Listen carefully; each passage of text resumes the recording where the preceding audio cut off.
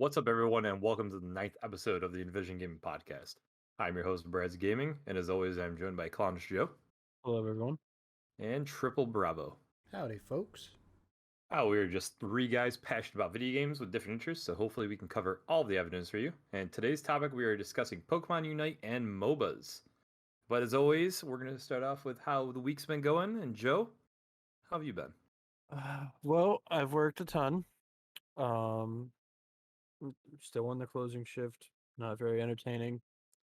Trying to get some information about going back to school as an adult, and it's not as fun as it was the first time around. I'll tell you that much.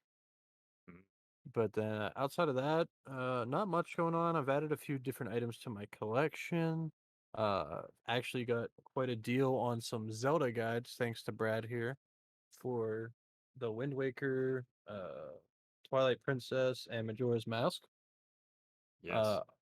Also got my hands on the Joy-Cons finally for Skyward Sword. Got the last pair pretty much in the state of Pennsylvania, at least from Best Buy's perspective. Also got Banjo-Kazooie and Banjo-Tooie for the N64. And then I do have Turok and Turok 2 complete in box on the way. Very nice. Those are definitely cool pickups for sure. And the guides, I was just scrolling through Mercari, and I was like, I don't know if this is a good deal, but it kind of looks like a good deal. What do you think, Joe? And he goes, I bought it. So I guess it was a good deal. Yeah, the Wind Waker guide itself is worth as much as I paid for all three of them. Wow. If not more. Well, it worked out in my favor because the link I sent you ended up giving me $10 credit. So There's two kinds of Joes in this world, okay? The kind that purchases the thing on the link you send him, and the kind that just ignores everything you send him. And it's like whichever way he rolls out of bed is what you're gonna get. It's the same Joe. Yeah, it's the same Joe. all right, how about you, Bravo? My week. I'm still employed. Gangfully, whatever that means.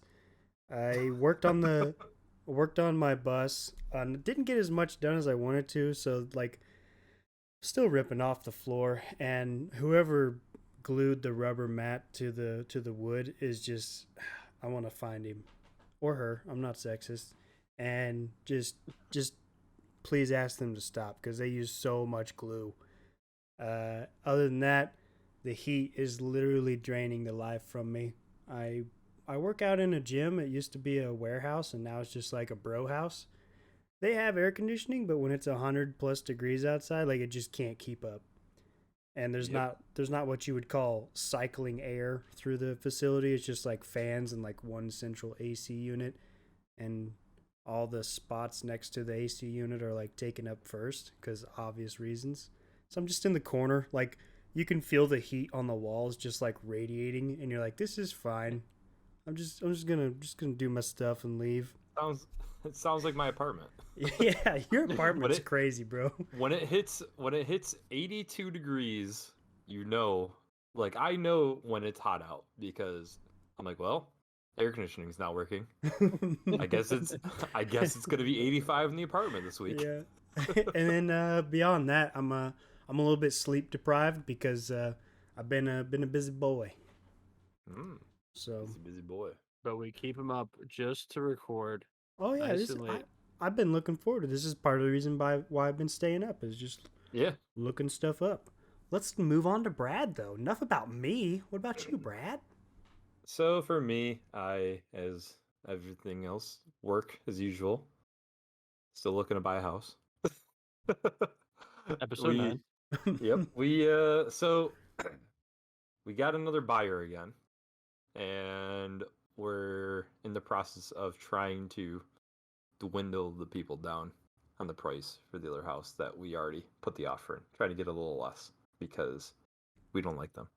It was Bravo and I that put in the price for the old house. That way we're 10 minutes away from Brad. Yeah. They're coming to live up here, and we're all gonna be one big happy family. The house that they bought is the streaming house, and we're gonna have a nice round table for the podcast.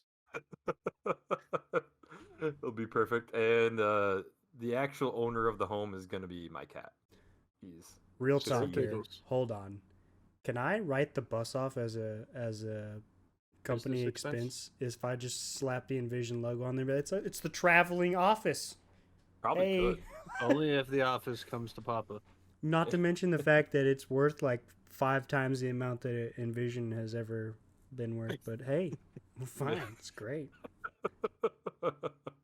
So other than that, I also added a bit to my collection. Mainly the strategy guides. I think it's probably why Joe got a little inspired. Is I've practically ran out of games to buy for my horror stuff unless I want to drop some big old cash, and I don't want to do it.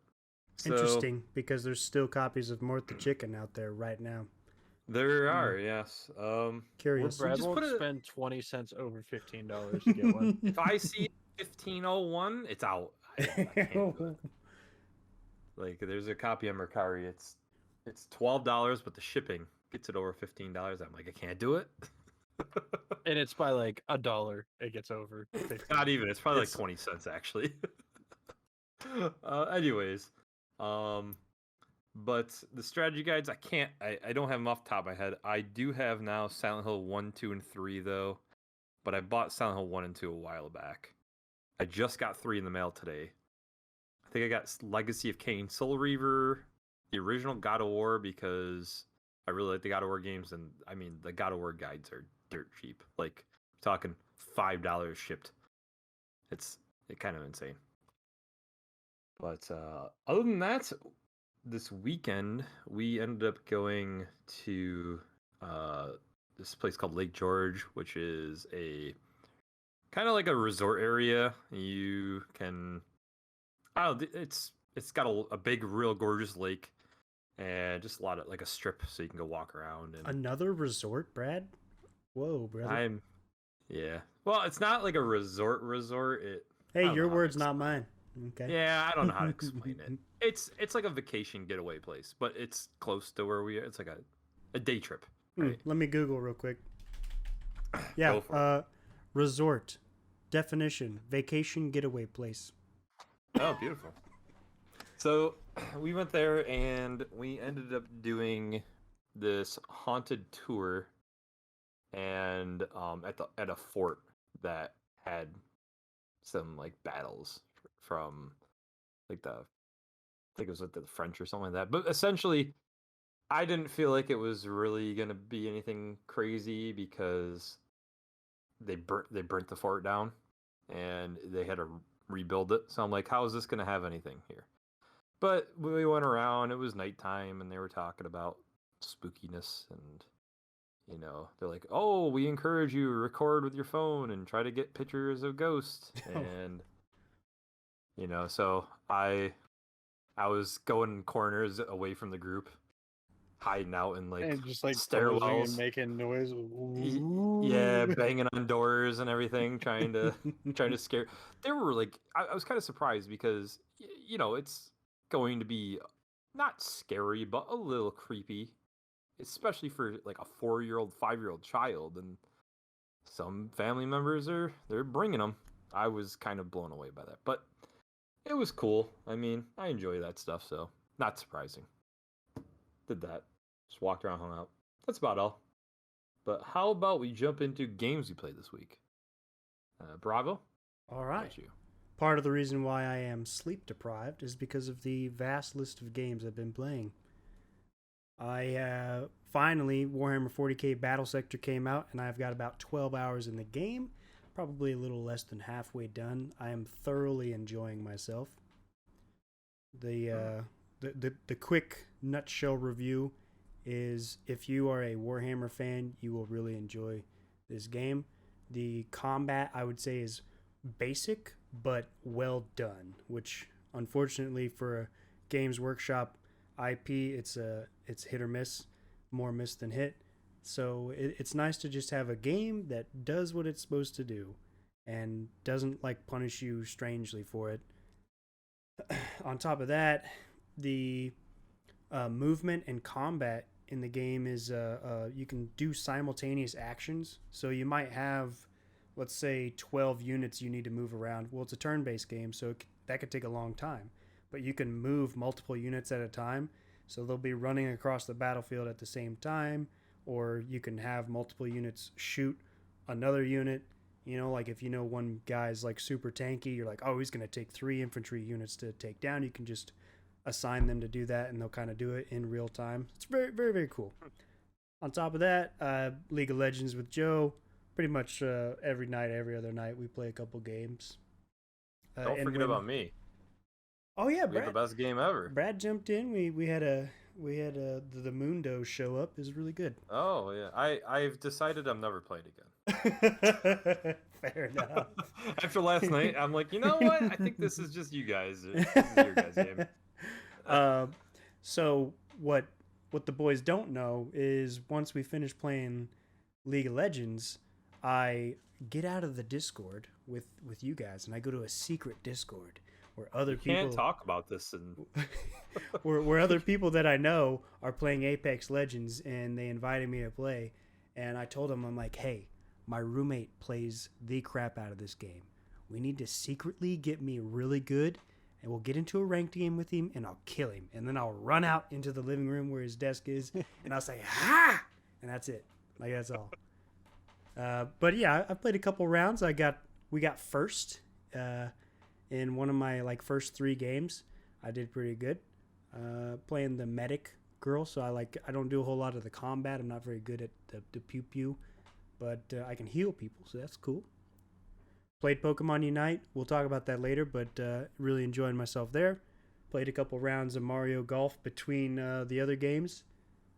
Still not as good as the AI. Gotta work on myself. And then pretty much every hour for about 5 minutes, I've been playing my mobile game, Orna, which is the Pokemon Go style fantasy game. I've got friends to play with, so we'd like talk about that throughout the day and do various activities you can do in the mobile game. But sounds like something somebody would say without friends. I got friends. I got friends. I got friends. Yeah. Yeah, I play with my friends all the time. I have friends. All the time. I got friends, guys. They message me, and they're like, "Hey, friend, do you want to play? Hey, you want to play?" my other friends, they make such good jokes. I swear I don't cry myself to sleep at night. Anyways, friend Joe, what games you been playing? Well, I played a bit of Pokemon Unite for the first couple days it came out. Enjoyed it quite a bit. It has ups and downs. Like we said, we'll get into that later. But I did get back around to get some more Plague Tale Innocence in. I believe I'm on chapter 9 now. Thoroughly enjoying the game. I see Brad's 17. Okay, I think wow. is what. All right. So roughly halfway. Mm-hmm. But thoroughly enjoying that game. Story-wise, it's great. It does get a little stale for like gameplay if you're looking for like some game-breaking mechanics or anything like that. It's pretty straightforward. It's basically a playable book. Yep. Then I got another, few hours into Skyward Sword. Nothing too crazy. I believe I'm currently running through the second main dungeon. Not anything too crazy to talk about outside of what I did last week. Played some of the first Banjo-Kazooie for the N64, as I get that bad boy in, and I've been craving to play it since I ordered it. So got through the first world of that. How many jiggies you get? All of them. What the heck did you say? You heard me. The jiggies, baby. The jiggies. Okay. Yeah. Well, I'm gonna cut that word out. I don't know what that means. That's the collectible. It's a puzzle piece. Hey, I'll take your word. Your word. A jigsaw.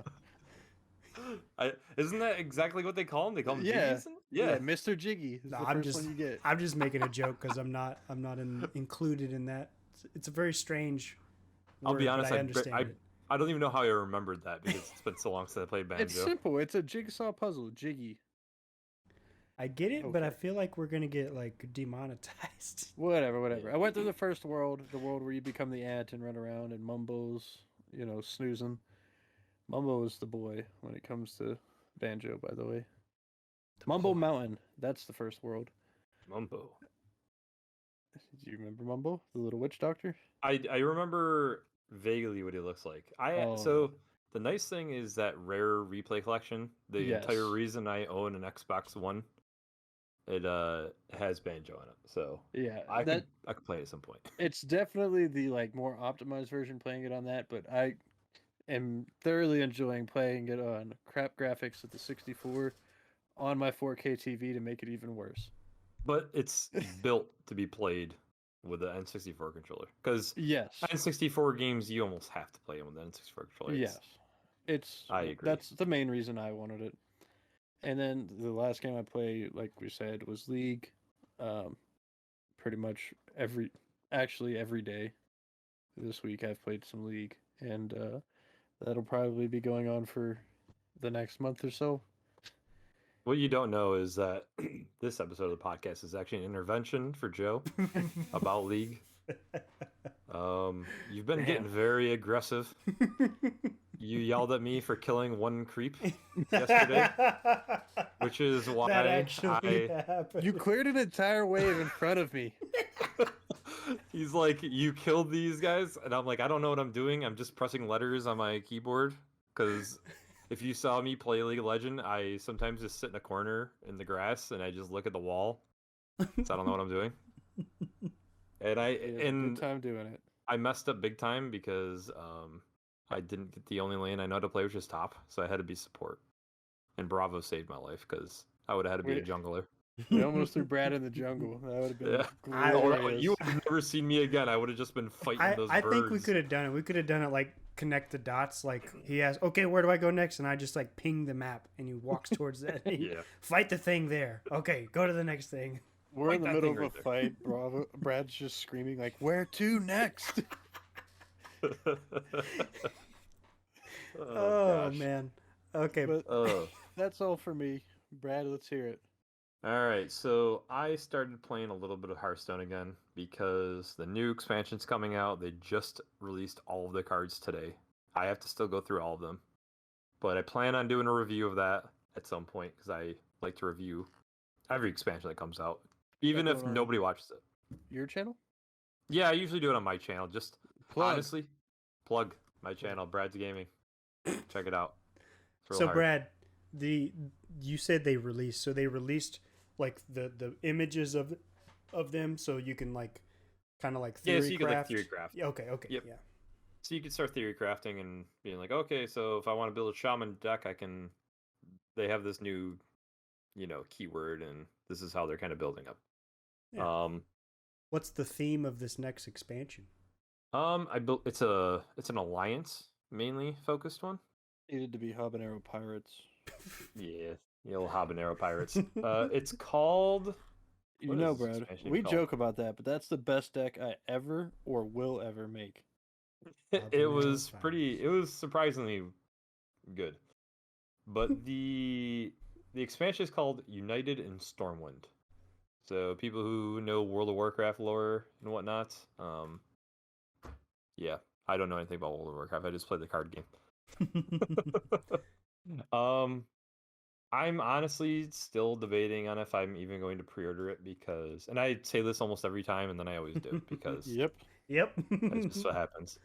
But before they released all the cards today, I haven't really seen any cards that like have blown me away to me. Like, oh, I really want to play this. Like, there's an archetype that I want. So, but I have started playing it because it's just such a good pick up and play game.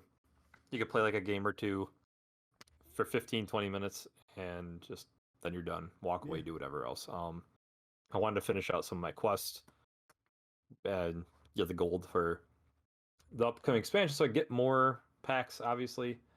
And then after that, I started 3 games. I'm not far into any of them. I probably put a half hour to an hour at max to each of these. So I started Silent Hill Book of Memories on the PlayStation Vita, which is PlayStation Vita. It's maybe your PlayStation Vita, unless I fall in love with this. So it's okay. It's essentially a Diablo clone with Silent Hill name attached to it for some reason. I don't really know why. But it's, I could see why it's a fun little handheld game. The weapons break though, which is one thing I don't care for. I'd rather have it be where you just keep the weapon you want and it has different stats, whatnot. I don't know if there's going to be different stats on items, but I just did like the first area.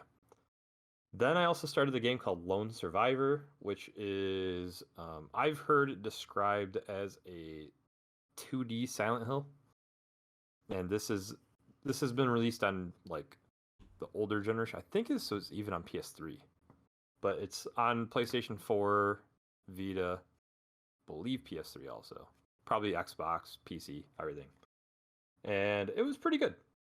Honestly, I wish I had more time. I started it Wednesday, and then Thursday I went down to my girls, and I was gone the entire weekend, so I didn't really get too much time. But that's probably the one I'm going to play the most. And then as that one I'm playing on my PS5. And then finally, I also started Pokemon Heart Gold, as I actually found that for a really reasonable price. And I was like, well, I could flip this if I wanted to. Because like that's how cheap I found it, complete in box, everything. And then I decided to play it though, so I'm playing it, and I don't know, I might end up keeping it because all this talk about Pokemon Unite's made me in the old Pokemon mood. Brad And has of course, been super jealous of us all talking about Pokemon Unite. He was. I have. I can't lie. And you know what the sad thing is? I was at my buddy's house who has the Switch Lite, and I forgot to ask him to grab it. Oh man. Oh jeez. I was literally just there, Well- right before the podcast, and we even talked about Pokemon Unite, and I forgot still to ask him because we were just talking and doing other things. Oh well. Just And of clowning course, around. of course, you already know League. I cried myself to sleep last night. I couldn't end on a game like that, so I ended up back on at like 1 a.m. Wow. It was Did you funny. really? Yeah. All right, hold on. This couldn't really is an sleep. intervention. It really is an intervention, He went but to it's bed. for both of you because both of you guys were up at like 1 a.m. playing different games without anybody knowing. Well, I had Bravo like Clay. a whole party in here, like in the Discord. A few friends got on, and they were waiting for me to get done, and then they ended up playing Smite. But yeah, I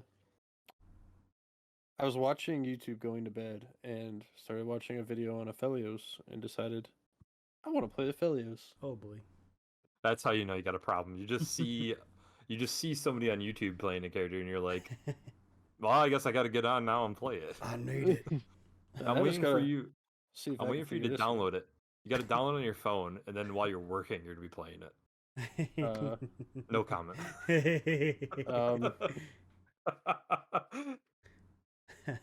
He's showing us. He just showed on us. his phone. He just showed us a has naked it. picture.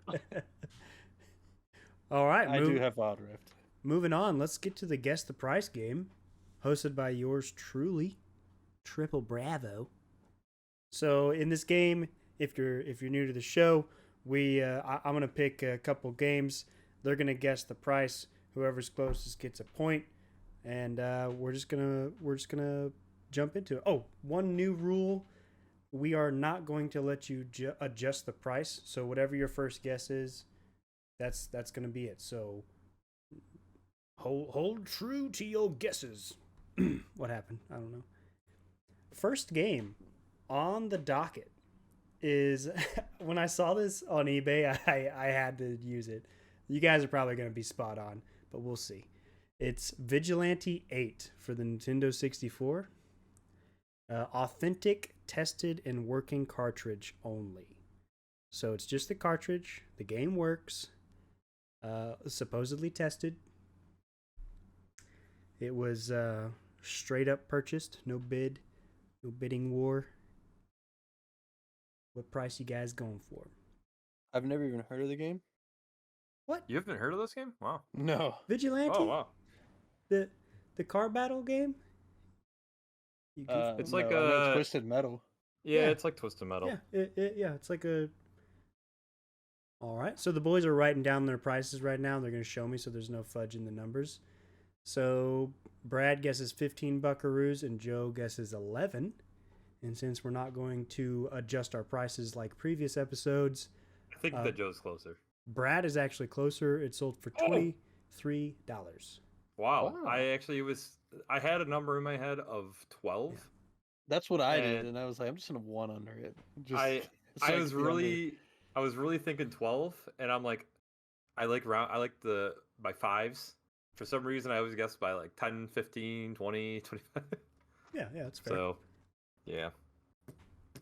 I just decided to go to 15. Next game on the list, Brad's leading by 1 point, is Xenoblade Chronicles 2 for the Nintendo Switch. Came out in 2017, and it is, their words, lightly used. Is this complete, or is this just a Is this cart? sold? This sold. Okay. Of course it's sold. Well, I wasn't sure maybe if it was like, don't listen to me. Complete or just cart? It's complete. Okay. That adds $3. Oh, I got, yeah, carry the 5. Carry the 5. I actually played a little bit of this game. It was interesting. I don't actually Alright, know never played what a this Xenoblade. game is. I'm between two numbers. I'm going to guess in between them. Okay. Joe I have is horrible quick on the handwriting. draw. Brad guesses $47. Joe guesses $43. It sold for $65. What? Yeah. Why is it Wow, selling for that more game- than retail? Yeah, that's kind of surprising. It's a hard to get game. No, it's I was- not. It's in very good condition, boys. Why Wow. would somebody pay more than retail for it? I don't know. I was My local thinking, Walmart still has them. is it still available? Like, let's see. Yet another game in the drug trafficking trade of eBay games, where they oversell games and stuff drugs in them. You could buy it right now on Amazon for for 40. $59.98. Yeah. I don't get it. Yeah. Anyways, Interesting. the other thing that I was going to put into the second one is a PlayStation 3 controller that sold for $90. I have Really? no What? idea. Yeah, like you can still buy them off Amazon for like I think I looked at like $50 or something. So What is wrong with these people? I don't Bro, know. were I you will- just finding like the highest sold ones? No, man. I will say it's hard for PlayStation 3 controllers to find like authentic ones because for Yeah. some reason there's very good like fake Chinese aftermarket ones. But if it's I've very had people good, offer me cash for mine. wow. Well, maybe that's why then, because it was still sealed in the original case. Oh, that's definitely why.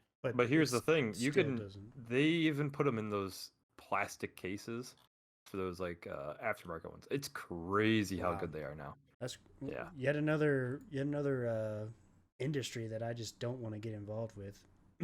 Yeah, that's kind of why I really stay away from buying older games, the Mhm, cartridge stuff, mhm, because mhm, a mhm. lot of people can make repros of them, and it scares me.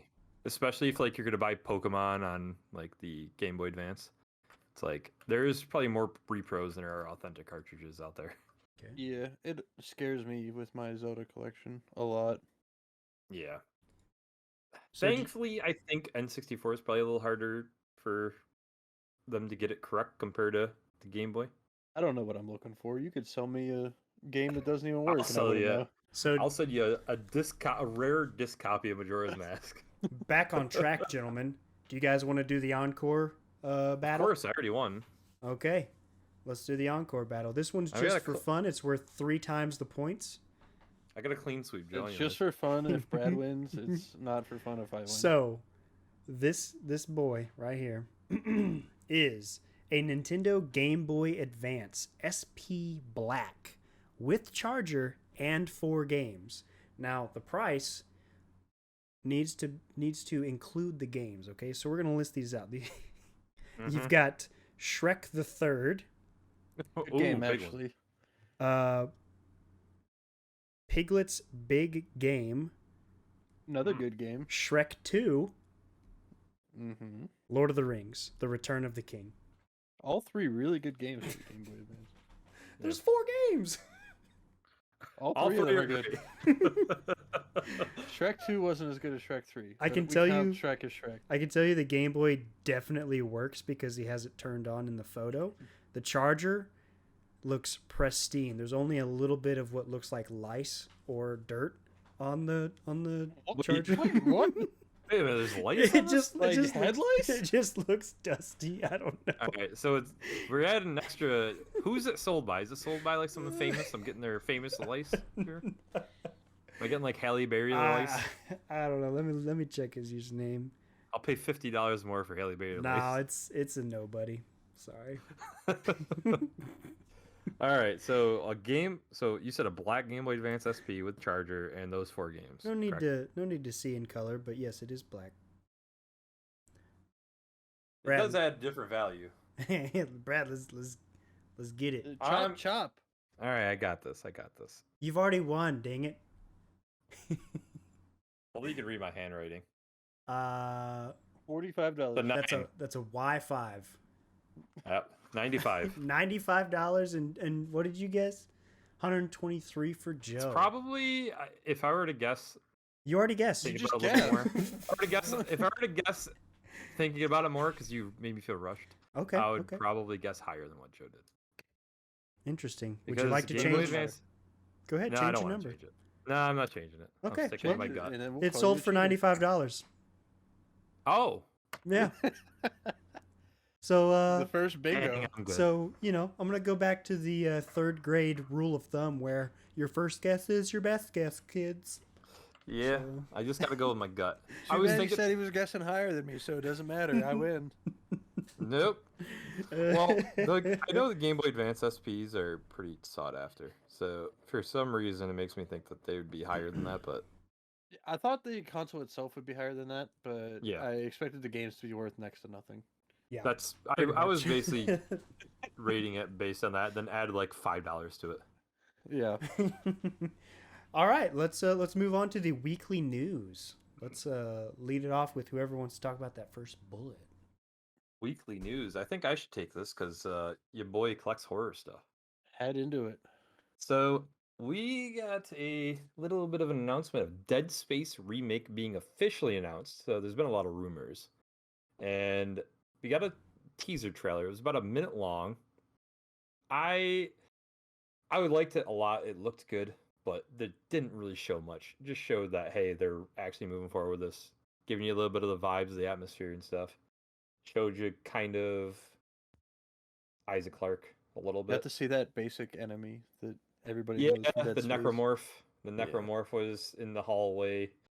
It looked really good, but I still want to see the actual gameplay. I guess they're gonna try to do some changes, and they have the design doc from the original game, and there are some things that just weren't capable of being produced on a PS3 and 360.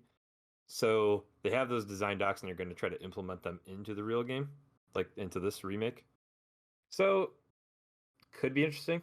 Could be a little bit of difference. I don't know how much different. It could be a bad thing though. Yeah, it's definitely something to have a little hesitancy against, but I really hope they stick with like the dark classic Dead Space as opposed to Dead Space 3. Yeah, I would say all they need to do is remake Dead Space 1 with Dead Space 2 controls, because Dead Space 2 controls are more in line with like modern controls nowadays, where Dead Space 1 still had a little bit of clunkier stuff. I think to reload you had to aim and press A, where in Dead Space 2 you just hit this is on obviously the Xbox controller, because I played them on Xbox mainly. You had to aim, press A to reload, and then in Dead Space 2, I think you just hit X or aim and X, which is more in Yeah. line of like the Call of Duty modern shooter games. So that's just like one little simple thing to point out. Yeah. Moving on, the Activision Blizzard workplace sexual harassment allegations are blowing up. I've followed that one from a distance. It seems like Blizzard is like always having something going on with their workplace, or they're just like doing something else. Yeah, there's over 1,000 employees have signed a letter condemning the company's response to the initial allegations, and they're planning a walkout tomorrow, actually. So we'll see what happens there. Yeah. I the only thing I was gonna ask is because I haven't honestly been following it too much. It, it sucks, and wish everybody the best of luck. Hopefully, it all works out the way it should, and everybody gets treated equally and correctly. But do we know if this is like mainly centered in Blizzard? Like, is this actually Blizzard I believe specifically? it's both, like equally represented across both. Gotcha. Yeah. Because I wasn't sure if because Activision acquired Blizzard, and I wasn't sure if like maybe it was mainly happening in Activision stuff, and then Blizzard just kind of got pulled into it. But No, it's like happened across both, like the Yeah. company and the major company. Whenever I see like 1,000 employees signing a letter, like to get the employees in my office to all sign a letter, this kind of thing, like publicly denouncing some statement they made, like that would be a pretty huge deal. And 1,000 signatures is 10% of their company. There's only like 9,500 people in that company, which is really large, but a tenth of them signed this letter. And Yeah. you would assume that there's some percent beyond that would agree, that didn't want to sign because of whatever reason. Like that's a huge quantity of people. Yeah, it's crazy, and I going along with what you said, it just seems like they're just constantly dropping the ball over there, doing something Yeah. wrong. I could see them just taking a tumble and just something constantly going downhill for them. Yeah. Up next, we do have a little bit of information for PAX West. All attendees are going to be required to either have a vaccination card or proof of a negative test to be able to get on site. That event happening September 3rd through the 6th, big gaming convention and pretty much in general. But making sure everyone's a little safer, at least trying to. Yeah. And then last little bit of news I have here is Pokémon Unite is getting its first new character tomorrow, which is going to be Gardevoir. Oh, nobody cares. Say that 10 times. It's I don't even know who that is. It's a new ranged attacker. I have a little picture here from. It's maybe. the plant that looks like it has a dress. Yeah. I'll send. Yeah. Gardevoir. I know who it is. The name wasn't ringing a bell for me. We'll just do a whole episode of me explaining Pokemon in like 5 words or less. There's a Pokemon wearing a dress. But did you say it's a plant wearing a dress? Yeah, that's it. It is. Wearing a pair of piece of lettuce on her head. Wearing the letters. A little head of lettuce with a dress. Got it.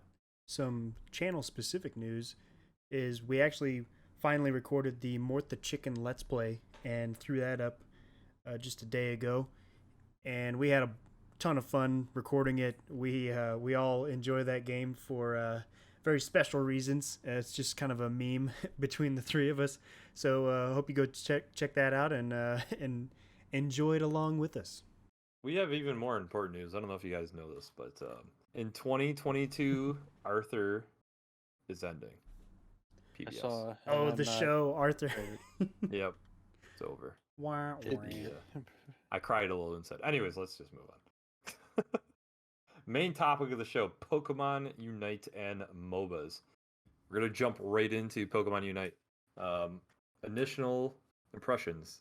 Let's hear it, boys. You guys have actually played it. I will give you my impressions as a outsider afterwards. Me, you, Joe, you, me. Okay, me. Rebel. Yeah. So I really like the mechanics of the game. The Pokemon are exactly what you'd expect in the battle arena. Outside the battle arena, the main menu is it's probably one of the worst like mobile game like menu. I don't know how to explain it. Like organized poorly on purpose. It seems like to like get you to go click a thing and open a deal and get a chest and Accidentally buy $1,000 worth of yeah, no, I don't know. Pokebucks. So yeah, the gameplay is just fine to me. Yeah, there's seems to be some balancing issues, but I've enjoyed the game. What about you, Joe? Okay, so the menu system is awful, even for a mobile game, but it's about what I'd expect from a mobile game, realistically. 80 different places to go to get different quests and all this just to make things tedious. I am not a fan of mobile games, so I'm not going to try and bash it as a mobile game as I'm playing it on Switch. The gameplay itself is very smooth. The characters are fun. They feel unique from one another for the most part, which is a good thing. The different classes seem to fit a lot of people's different play styles. I like my range champs pretty much in every other MOBA, any type of game I play. Bravo likes to go up and punch somebody in the nose. And then another one of our friends we play with likes support style characters.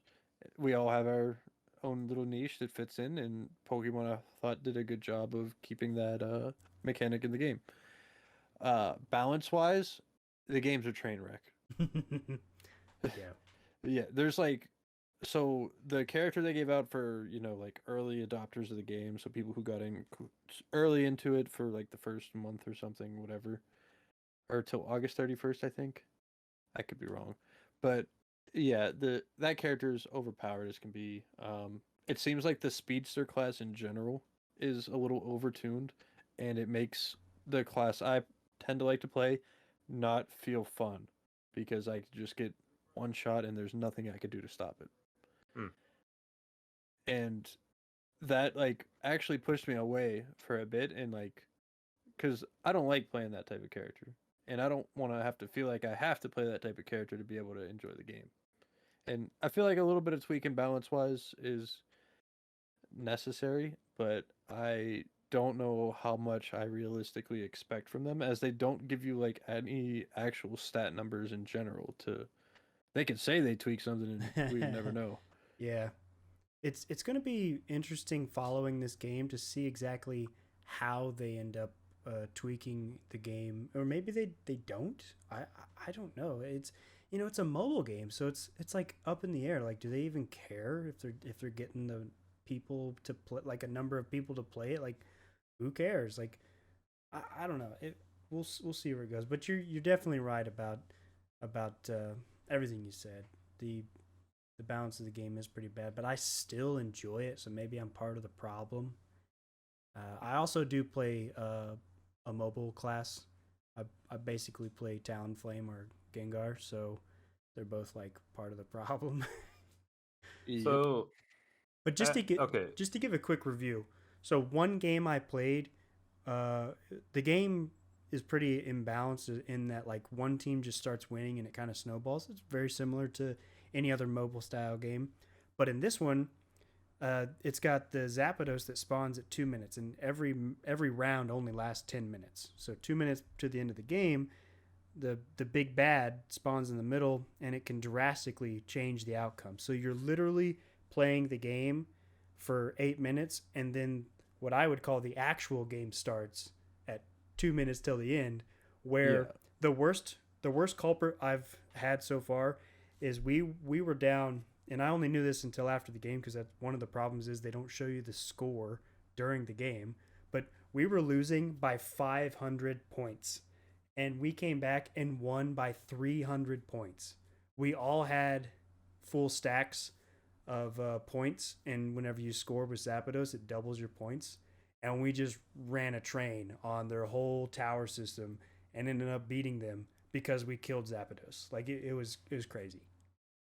Now, I might be mistaken, but it's 2 minutes and under, it makes it double points as is, and then with Zapdos, you just get to score immediately. Oh, you're right. Yeah. Like, there's no charge up. Yeah, so I hate that mechanic of the game in general. It's terrible. Like, the first 8 minutes of the game doesn't matter. So the first 8 minutes, I could just be going around farming up and just, like, become a high level. And then at the end of the game, when there's 2 minutes left, that's when you want to dunk. Yep. I don't like that mechanic. Just make it the same the whole way through. Zapdos and then double make points. Okay, that's fair. I mean, like you get the big bad, and you should get an advantage, sure. But I don't know. Yeah. So I was gonna ask, because I'll get to my impressions in a second, but as you guys who obviously are playing the game and you got that free character, whoever it was, um, I think my guess is why they made that character a little more powerful is it's that similar thing of why it seems like in Smash Bros. The newest character that's released is always seems to be the most powerful because they want you to buy the character. And then it's like, oh, patch, lower it.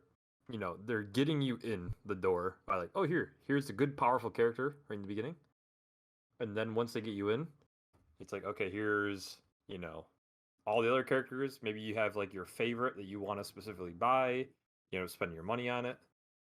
Honestly, I think that this game, as long as it doesn't completely flop here in the beginning, which I'm guessing it probably isn't, I think it's going to do very well because of just the Pokemon name.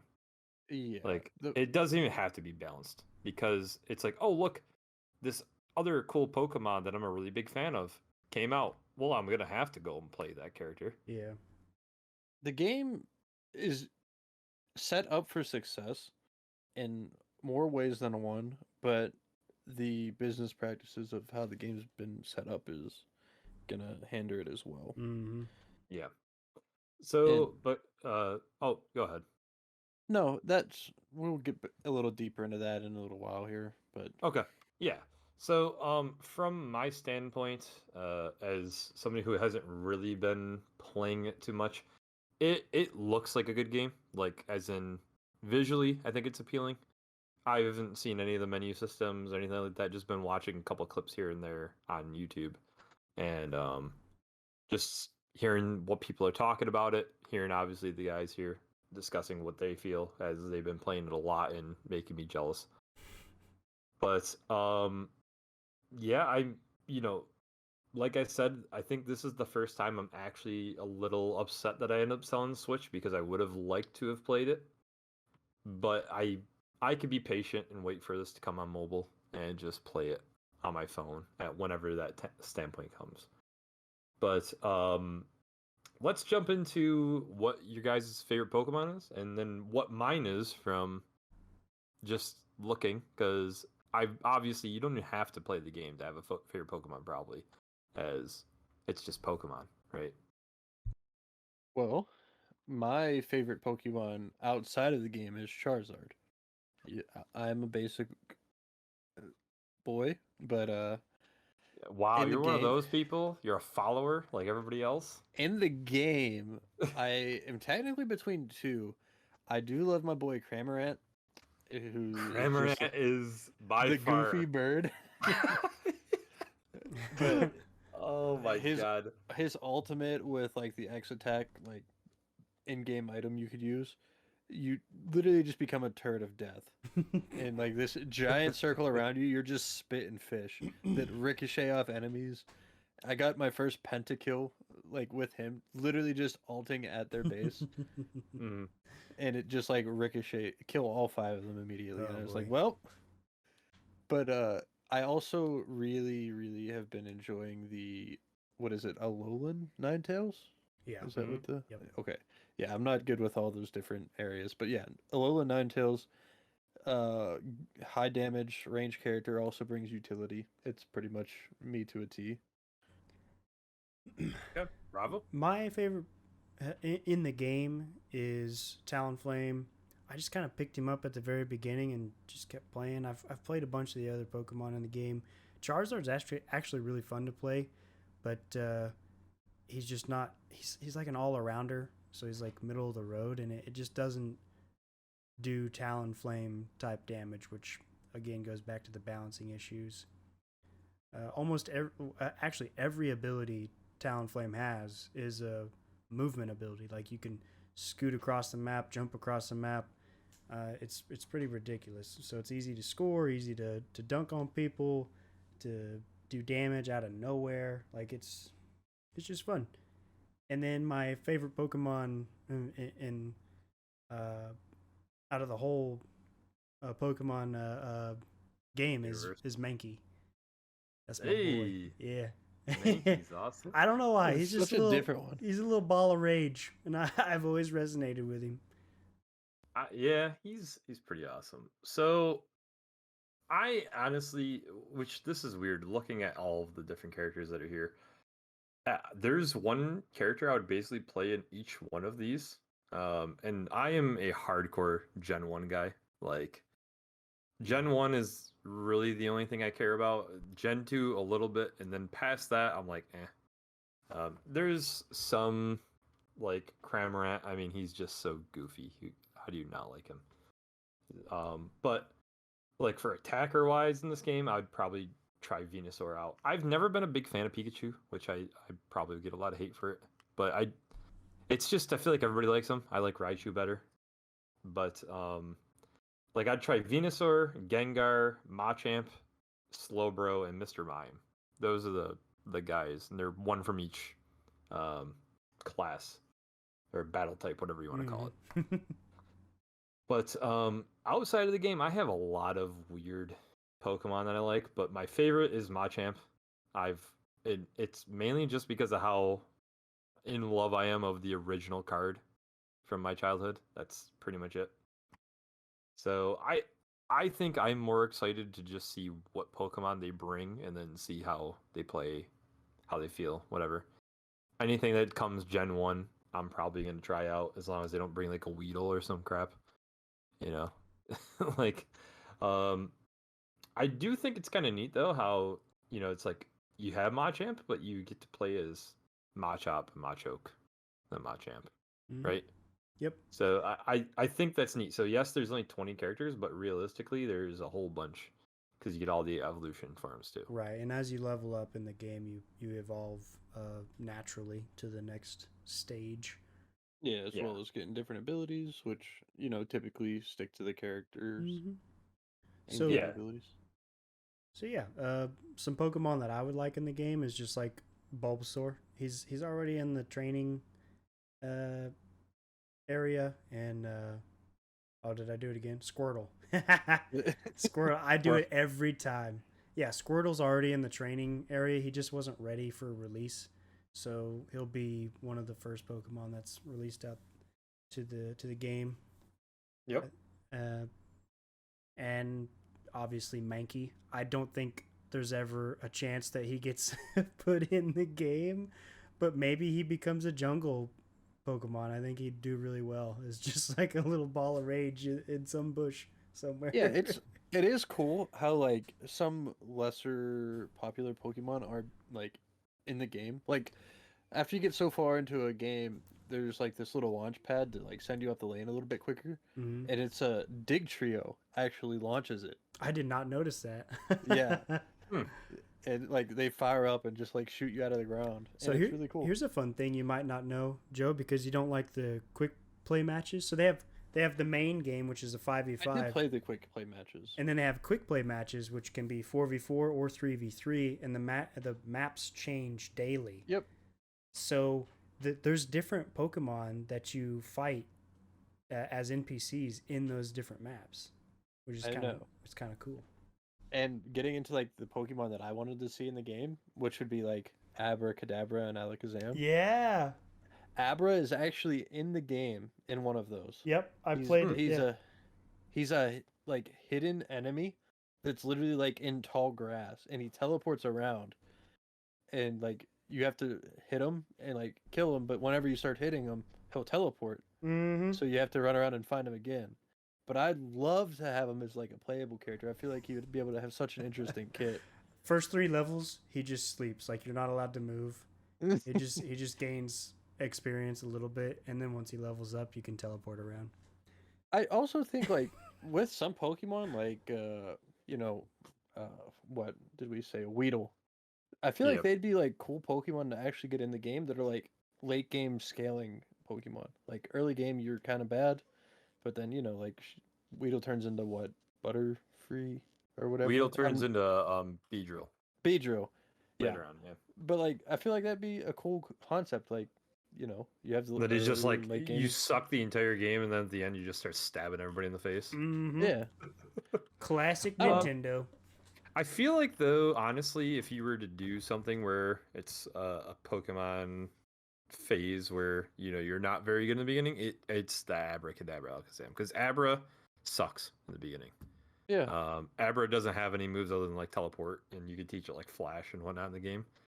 But realistically, once it turns to Kadabra, that's when the power starts happening for him, and then Alakazam obviously. And I'll be honest, I think it's very likely to see them in the game because actually that's one of the most popular Pokemon lines I think out there. Yeah, he's really cool. I'd also like to see like Mew and Mewtwo, like some type of adaptation of those. Oh, I'm I sure assume that they Mewtwo. probably will come. I could see him mixed Yeah. in for like Zapdos as like the end game. That'd be even that would be thing. cool. That'd be pretty dope. That I have so if I were to say, which I'm mainly, as I said, going to focus on Gen 1 stuff, just because that's the stuff that I know mainly. Yep. But same here. I will tell you what you said, Bravo. Like realistically, it kind of makes sense. I mean, Mankey and Primeape together, both are. I mean, they would fit into a game like this. I feel like I could see them being. I just imagine they're gonna go off like it's Tencent, right? So they're just gonna go off of what's the most popular Pokemon in the in the world, and we're just gonna run through that list. Yeah, So which I doubt but here's Mankey is high up there. well, I think they're probably higher than you think, just because it's Gen 1. Yeah. Gen 1 just gets, it's kind of like Nintendo for like A fair stuff, point. like in A general. fair point. Yeah, like they're just gonna get this instant boost because it's Gen 1. And like stuff I could see also, I think all legendary Pokemon will have some representation in the game in general. So, like Zapdos, Moltres, Articuno, and the later on stuff like Entei and Suicune, though, like the legendary dogs down the road. They'll be in the game, I'm sure, some way or another. But I think Hitmonlee and Hitmonchan could be in the game. Yeah. That's kind of Oh, yeah. something. Like I feel like it just makes sense. Even if they put them like as jungle monsters that you have to like, capture, Yeah, and like let them evolve at a certain time, they become more powerful, worth more Mhm. points.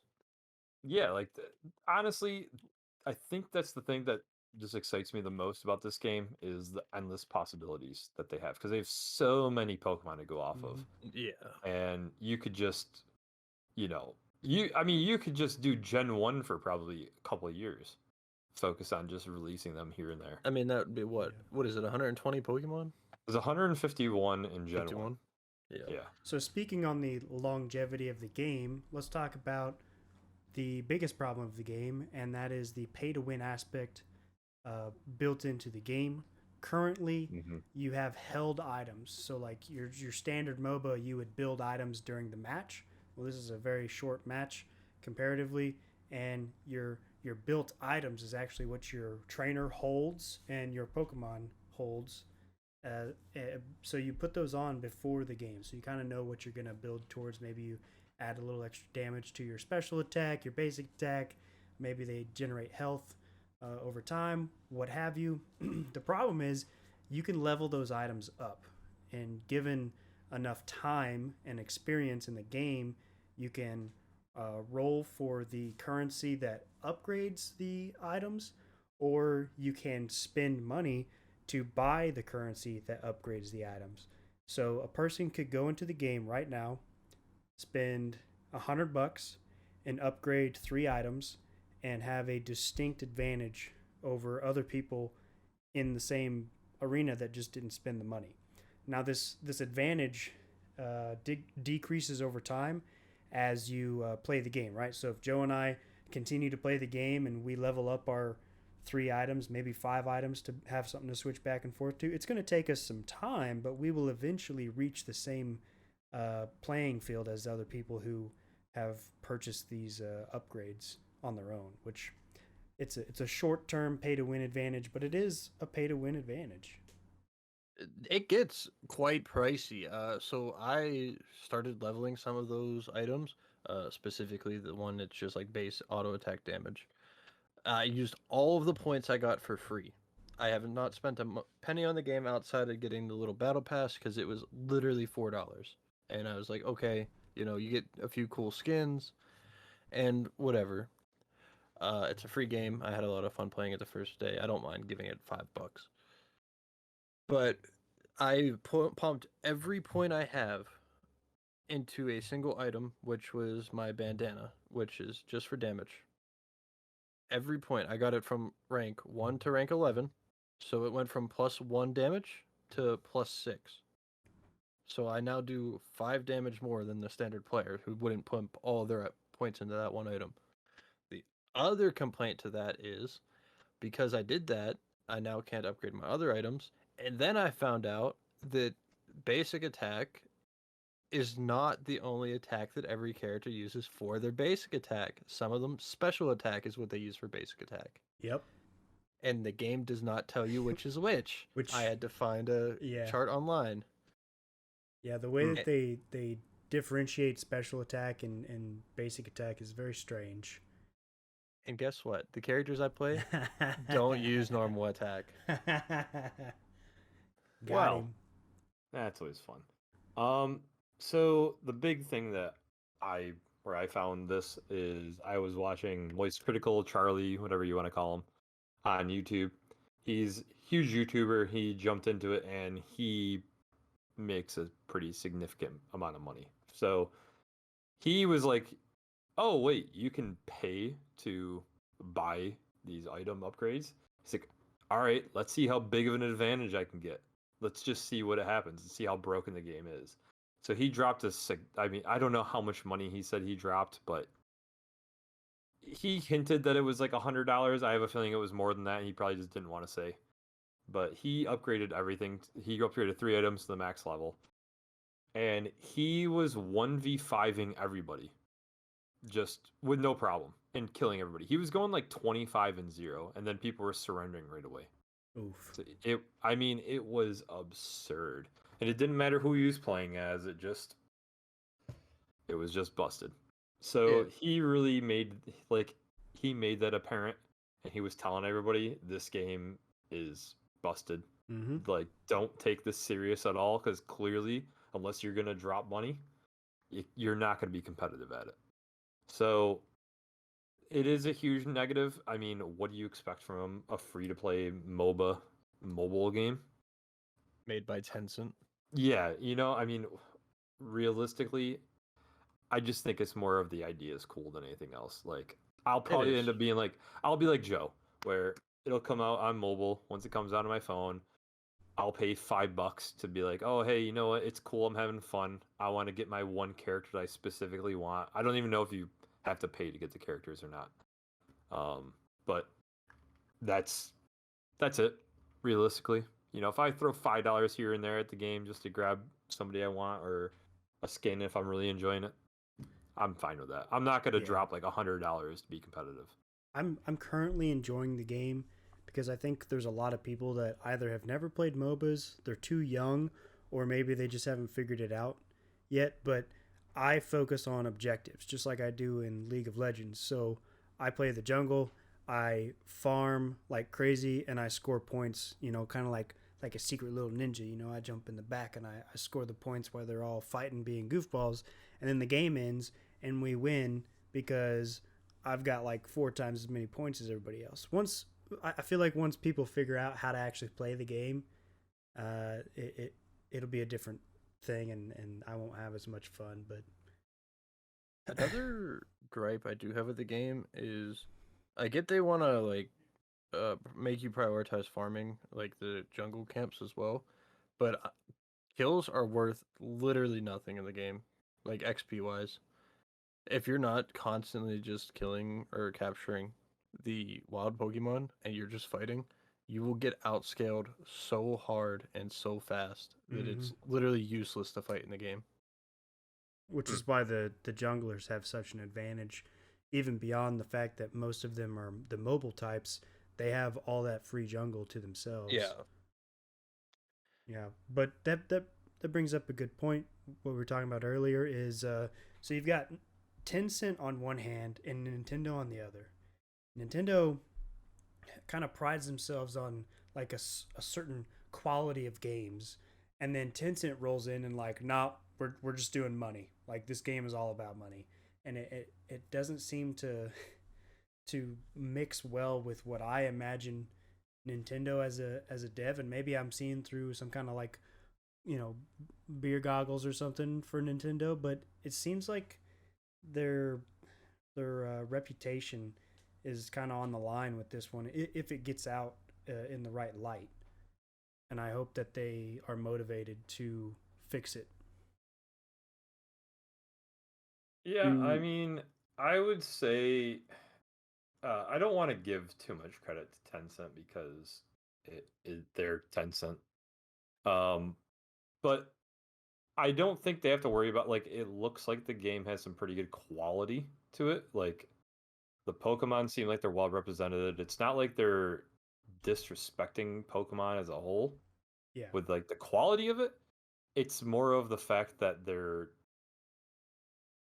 I don't know if you'd call it, they're like money hungry or what, however you want to word it, basically. But I think that's the thing that's just going to turn people off. Yeah, Timmy Games, the developer that's owned by Tencent, they are definitely extremely experienced making these type of games. They're the same guys that made the Mobile Legends or Heroes of the Arena. I can't remember the name of it. Arena of Valor. Arena of Valor and the League of Legends mobile game.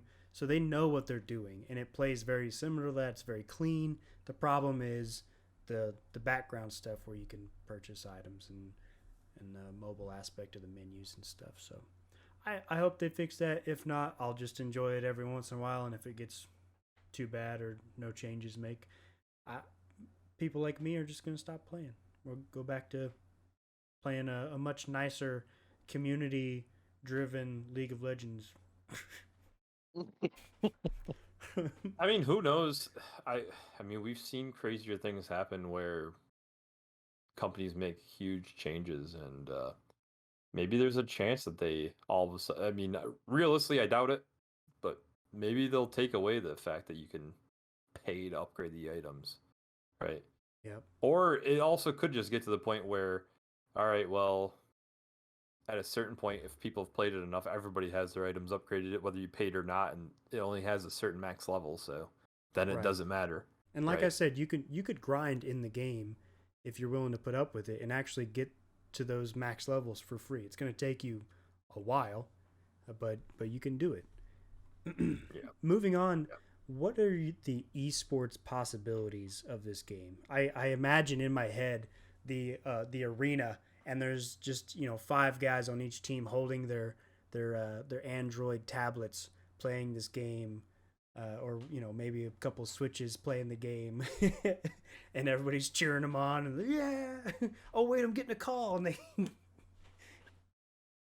I would say if it's going to be, and I don't have much. Joe's going to be, I think, the main guy here to talk about this, as he knows a lot with his experience of Smite. But I imagine it's going to be like, all right, if you're playing competitively, they're going to choose a platform, and that's what you have to be on. And I'm guessing it's going to be Switch, because there's too many variations of Androids and iPhones and iPads. Do you see it becoming an esport? I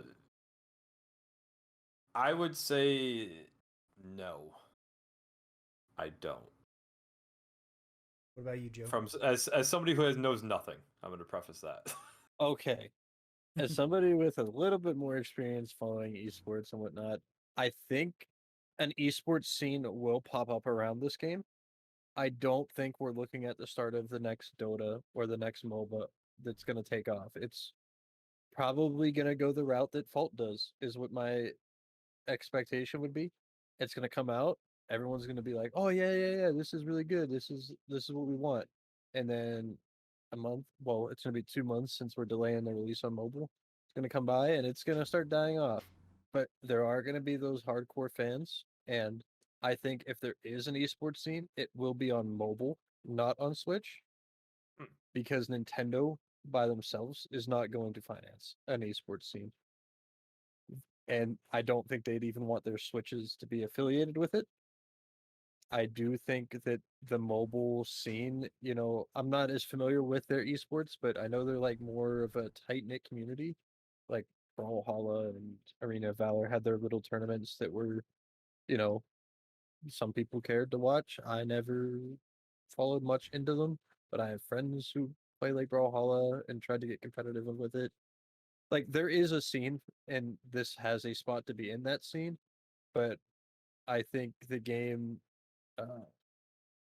in a nice way, I think the game's a little too dumbed down of a MOBA to have a big competitive scene around it. I concur. I will get a tattoo of Mankey on my left arm if this game ever has a competitive scene where the prize pool is above $100,000. And that would be what I would say would be like a respectable amount for this kind of game. That would actually blow me away with that kind of monies. And what you said about Nintendo is spot on. I think they would like. I don't think they could stop somebody from using a Switch in some kind of like tournament, but you have to imagine whatever. Maybe they don't have any power around this game because Tencent's just manhandled them. But you'd have to have the the game built so that you can play locally. Have like a local version so you could compete. And I just don't know if they would ever let that happen. So we'll see. I hope they come up with a way to like play custom matches with your buddies, so you could, like in my head, you could go to like a local like retro bar and have a Pokemon Unite tournament with a bunch of random strangers. I think that'd be pretty cool, but there's a long path you have to follow before you get there. So let's roll into. Oh, you got something else? Oh, I was gonna say is it just from the standpoint I guess it rolls into what we were gonna say. I think. Yeah, you know what? Go on with I'll let you get the next bullet point. I'd just like to kind of segue to the future. We're talking about the present, possible esports. What do we hope to see from this in the future? Which we've kind of already covered, but I personally hope to see balance changes and very, very rare that this happens, but I hope to see the pay to win aspect removed and just for them to focus on cosmetic purchases, just like League of Legends. I think they do a really good job with the way that they make money, and just release Pokemon on the regular. That'll keep people coming back to them. I feel like even if it is a mediocre game, whenever all the hype dies down, it's a mobile game and it only takes 10 minutes. You go to the store and your kid can play on the drive there. You play in a waiting room somewhere. Like there's a lot of potential for this thing to stay alive just because it's so convenient. Yeah. So what I was gonna say kind of is spot on with what you were saying. It's just as somebody who's not a huge MOBA player, I think what's something that deters me the most, kind of similar to why I don't play League a lot with you guys, is I know I'm not very good at it. And it's like when I know that there's people that are going to just have that much more of an advantage because they've played the game, they've leveled up these items, they've purchased the upgrades for the items or whatever, that automatically gives them more of an advantage. And then it's like, oh, well, I was worse in general because I just don't play it. And now I'm even worse than where I would be at the base because I don't have the upgraded items. So it almost like hinders you if you're not playing it a ton, which I'm sure is kind of the model that they're looking for. They want you to be on it all the time because the more you're on it, the more you pay. Mm-hmm. I think I think Brad's it's too. I think Go Brad's ahead. a slow bro main. I am slow. He just walks up, grabs the guy, picks him up in the air for 3 seconds, puts him back down, says, "Have a nice day." That's about me. Yeah, that sounds about right. I wish that they would almost take away the item leveling up aspect. Like just make the items a base. This is what you get from this item. Yeah. And then it just becomes a strategy of what item you want to use. Like you said, cosmetics are what you pay for. If you want to make it kind of like how there's, hey, a new champion comes out. Let's just say it's a base of, it's $5 for a champion.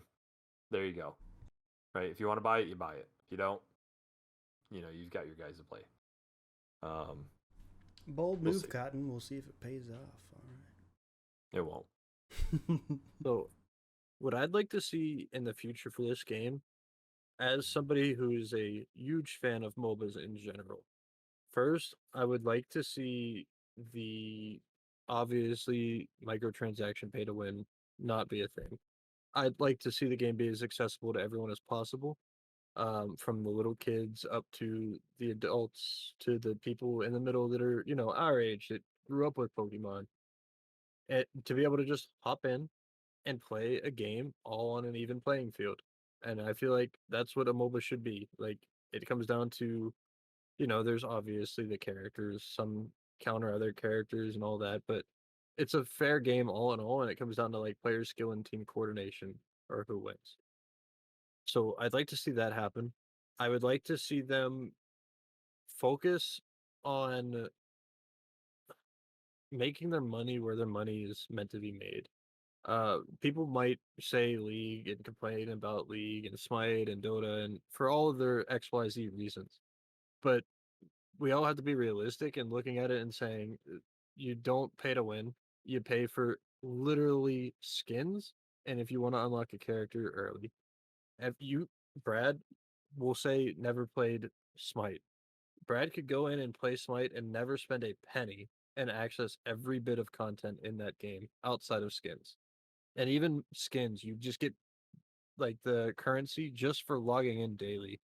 There's days they do events where you could earn them and stuff like that. You never have to pay a penny, but you'll keep putting in time into their game, which, I if feel it's like a free game. I think it's this. If you are confident in the product that you put out there and you feel that it's something that people will actually want to play consistently, you'll get players kind of similar to how I don't know about you, Bravo. Like I don't know if you bought that pass that Joe said, but you will then if you appreciate the game and you're like, you know what, I'm having fun with it, take the $5, right? Take the $10, whatever it is. Like I'm willing to give a company money that is putting out a product that I actually enjoy and I'm putting time into. It's kind of why that's why I buy the Hearthstone stuff. Mm-hmm. It's not because I think Hearthstone's the best game ever. It's because I put enough time into it and I feel like they earn my money for the amount that I'm playing it.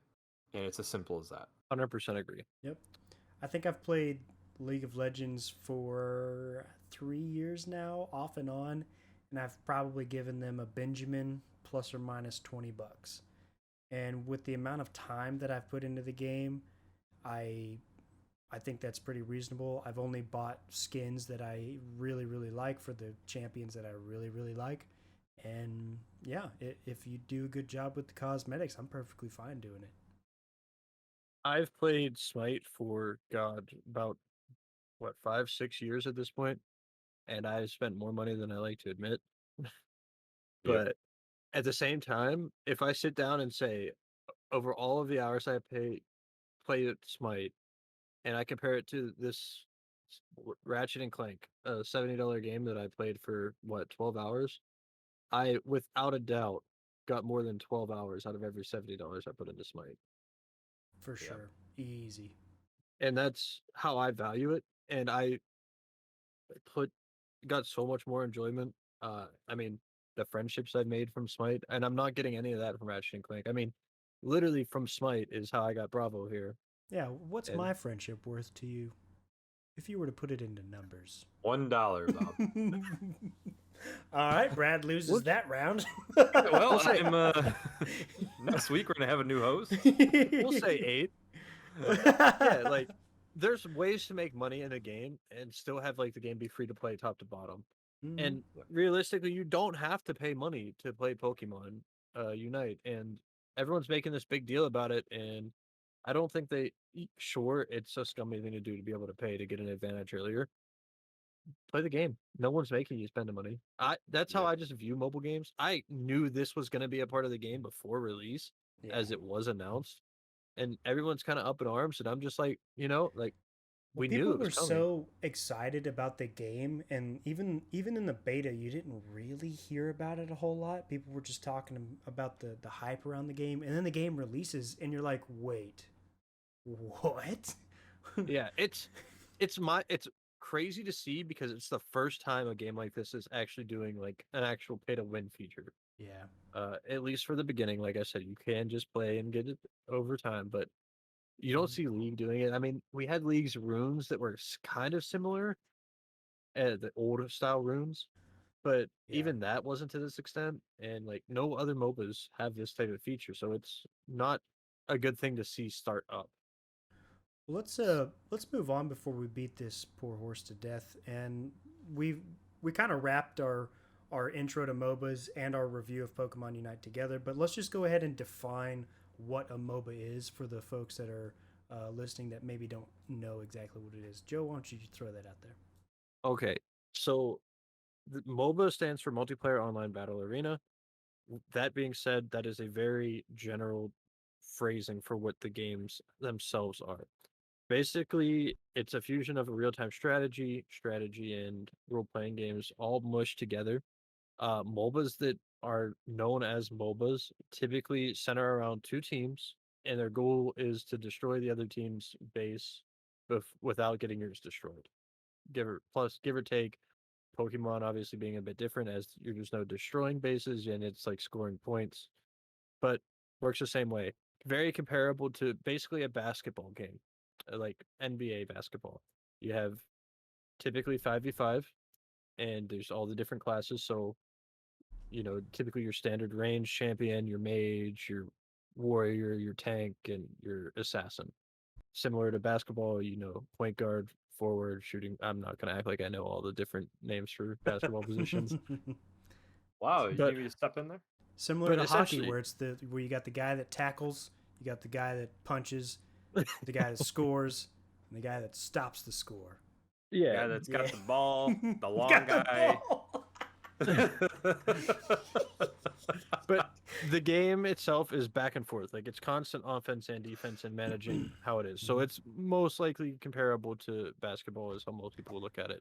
Yep, at the Uh highest level, it's very strategic, where five people constantly playing together for different objectives around the map. You have to manage time, you have to manage waves, you have to manage items, all kinds of stuff. At the lowest level, it's you trying to solo carry at 3 o'clock in the morning, and it's not going well.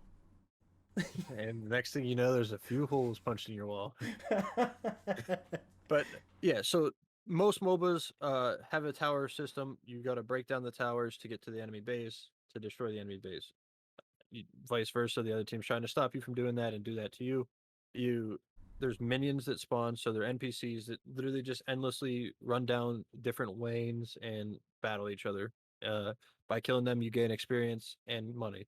Use money, buy items. Items make you stronger to hit the other people harder. All in all, that's the what a MOBA is, and like it's more specific terms of although there are games technically that fit into the MOBA title, like Overwatch and things like that, that aren't generally considered a MOBA, although they do fit in with multiplayer online battle arena. That's Yeah. a whole new ball game It's in like itself to get into that Yeah, conversation. it's like as music develops and they break off and form subgenres, when it's happening, you don't know where the exact cutoff is. But when you look back in the past, you're like, of course these two bands are different, but it's just you can't ever measure that whenever you're in the moment. The original inspiration for MOBAs kind of happened from a series of games coming out where you start off with StarCraft, which is your RTS style game that inspired people to apply modifications to those games or mods. Future Cop LAPD had a prescient assault mode, which is probably I would say the closest and oldest version of what a MOBA would be. Like it had all the ideas, but it was so early, nobody knew what to call it. And then you have Blizzard coming out with the Warcraft 3 Reign of Chaos, which what is it called? The Defense of the Ancients, which was a modification to the game because they had a world editing ability in that game, and somebody went in and modded this. Instead of managing a bunch of little minions, you only managed one powerful person and fought each other. And it wasn't perfect at the beginning. It went through several, I would say, lead developers, even though it was just a bunch of guys, messing with this mod. And it eventually became a Dota All Stars, which is what I feel like finally got the right balance, the right idea kind of wrapped up and packaged pretty enough where people got behind it. And that eventually led to the inspiration for a couple of different games. Two of them I don't really know. Minions, which is a Flash game that came out in 2008. Demigod by Gas Powered Games came out in 2008, which mirrored Dota. And then League of Legends, which came out in 2009, which we all know took off like wildfire. I do want to point out that whenever Dota was released, and like Bravo said, it was a mod, so there were different versions of said mod. So when going to play with this with other people, there were countless issues. So one person's version being out of sync or connectivity issues, because we're talking, back in the early stages of multiplayer games becoming like a staple in, gamers' hands that are just all trying to group together and have fun. And this was pretty much if you wanted to play an actual game of Dota, the original Dota as the mod on Warcraft 3, you were pretty much playing it on the LAN. There was not much online capability to it. And the Minions game and Demigod I'm not as familiar with, but League of Legends, whenever they first came out, wow, they had everything fall apart and into place at the same time. Yep. And it's the League of Legends Origin documentary on Netflix. 100% worth a watch if you're more interested in like how League became what it is. But essentially, a bunch of nobodies pretty much got together and started working on it, and like unskilled interns and everything like that. And they just put it together and then went to a PAX event and were like, hey, please try this. And people did, and they were like, okay, yeah, like we see where this is coming from. It's a game that's, passionate. It's a passion project for somebody, and they're taking a mod and making it into a game themselves.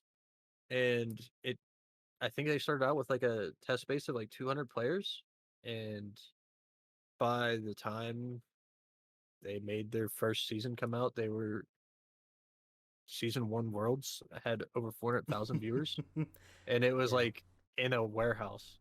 They had their like finals. Watching the documentary, listening to those guys talk about the behind the scenes, like, yeah, we were actively putting out fires. Like it was not a fun time.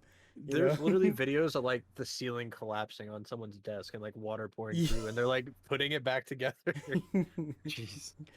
Yeah. I can't believe that game is that old. I honestly didn't realize it came out in 2009.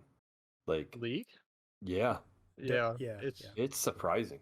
We're on season 11, and they started about with season 0, so it is. Yeah, and it used to look graphically a train wreck. Yes. I remember playing this game in season 0, like very little of it, and I was just like, "What is this?" Obviously, I was still in like 7th, 8th grade, but and then I never touched it. And then I came back in like season 2 and actually got decently into the game, and that's inevitably what ended up drawing me into Smite. But yeah, I did not know this game existed until 4 years ago when I moved in with some guys I was in the military with, and one of them was playing it, and I was like, oh, what is this thing? I'm like, oh, I'll give it a shot. Worst decision of my life. Okay. We'll get deeper into League in a little bit here. We need to keep going down the list. Yeah, so after League and Dota kind of came out, there were a couple of different companies that tried to make their own MOBA with a twist. So you have Battle Right, which came out in 2017, that actually still has a bit of a player base and Air Mech, which also has a bit of a player base. We would say those didn't die. And then you have failed releases. Smite technically does fit into the one that's still successful. It's also He we're read gonna my put it notes. in the failed. We're gonna put it in the failed releases because in our eyes it's a failed release. All but right, the yeah. game realistically is still successful. Yeah, so Smite's still alive. I was a goofball when I wrote these notes. And then you have failed releases. So you have Dawngate, which came out in 2015 by EA, completely dead. Infinite Crisis 2015 by Warner Bros. Arena of Fate 2016 by Crytek. Gigantic, released in 2017 by Perfect World Entertainment. Master X Master 2018 by NC Soft. Paragon, sad face, 2018 by Epic Games. Paragon's kind of a unique one where they made this game, released it, and then stopped supporting it because Fortnite came out and blew up. And they released all the assets into the world, and there's several different smaller development companies trying to make basically their own game using these assets and putting their own twist on it. So you get games like Fault. What's the other game? I can't remember it off the top of my head. Yeah, but there's 3 developers that I know of that are trying to make this game, and Fault is a really good idea, but I feel like they released it too early to the public, so it just kind of like all the motivation or all the momentum behind the developer kind of petered out because they didn't release it fast enough. They didn't have quick enough updates. Yeah, so I've played a few of these failed releases. Paragon by far being my favorite. And if Paragon, so one, they were very against pushing a professional scene or an esports scene in the game. Don't ask me why. Second, they kind of had a similar issue as Pokemon Unite's having, where they had like this card-based system for items. So you had to have the card to be able to use the card for your stats. So people who spent money or played more had more cards, inherently making their character better. They ended up getting rid of that, and the game actually like started reviving.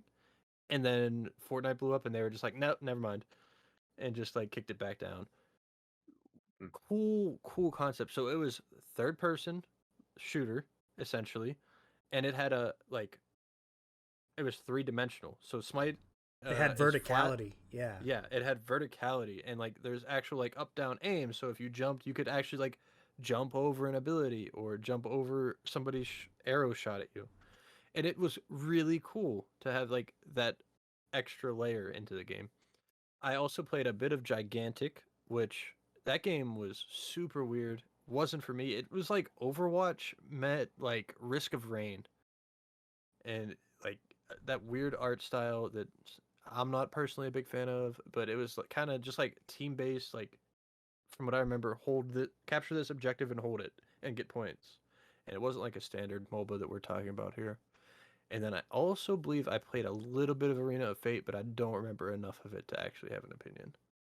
I just realized I didn't include Heroes of the Storm in this list. Yes. I'm really sorry about that. I didn't even think about that game until Not forgiven. That's the only MOBA I've played other than League. I played very little bit of it, but it was pretty fun. And honestly, I'm kind of sad that they ended it because it's not ended. I would have. I think they stopped like. They may have stopped adding. I don't think. Yeah, I think they're just. We've not seen even, people like, playing it. Yeah, you can still play it, but I don't think very- it's being like actively developed for or like being patched or anything anymore. Gotcha. It's very strange game. Yeah, it's not one I could follow. So I kind of wish I could play it. Like, I don't know, if I could get you guys to hop in and it was still like a thing, I would have done that. But I do want to talk a tiny bit more about Fault. That game come out, and it was basically just a 1-to-1 mirror of Paragon, just with an item shop actually being normal. That game come out, and Bravo, I know you and I were super excited with it coming, and we ended up getting it day one, and it was fun and dandy. Mm-hmm. And that was probably like middle of last year it came out. If I can be honest, I might have kept this a secret, but I really like playing that game. It was really fun. I really wish I could have played more of it, but it was actually like sickening to me looking at the quality of the video and like the frame rates that I'd get. And Oh I have yeah, a pretty souped up computer. So it's not like it's, hardware fault. It's yeah. the game was just unoptimized. And I've went back and played it a few times since, but it's down from, we'll say it's been out for 9 months roughly. And it came out and it was, up there with Smite, like a dozen, 1,200,000 or 12,000 players, something like that daily. It's down to 230 players a month. Oof. I don't even know if that's enough to play. It's like not. I went me and a friend were queuing. We literally let it queue for an entire game of Smite. And we play pretty high level Smite, so it's like 40-minute games. It queued the whole time, didn't find a match, and we were just like, all right, Oh, yeah, we're not that's even so gonna try. sad. Did you play like a weird hour or prime time? Like, I mean, like Prime 9, time, 10 midnight. p.m. Oh, yeah. Eastern. Like, later than, I mean, we weren't playing at like 4 o'clock when all the kids get off school, but we weren't yeah. playing at like 2 in the morning either. I mean, we played with old Papa there a couple months Yeah, ago, and we got into some games, but We had almost a full team at that point, or we had a full that's team. true. That's true. But yeah, it's 230 players is less than 10 a day. Yeah, that's pretty. I'm amazed they're even keeping it alive with that little of. It's technically still not full release. That's what I think is keeping them alive. Because this was technically early access, but it's put enough of a stain on all those players who actually paid for it that they're not even playing the game anymore. I mean, well, so let's just say it gets out of early access. Yeah. And you're one of the people that played it before. I mean, you already know kind of what you're getting.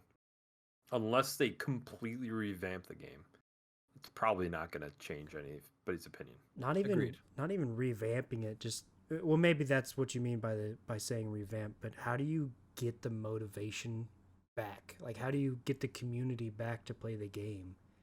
It's just a. Once you get that low, I feel like it's almost impossible to come back. Because people reviewing the game, accident. yeah, the people reviewing the game, they're gonna go back. They're gonna look at like the monthly player base and see that it's dead, and that's gonna motivate them to go away from the game.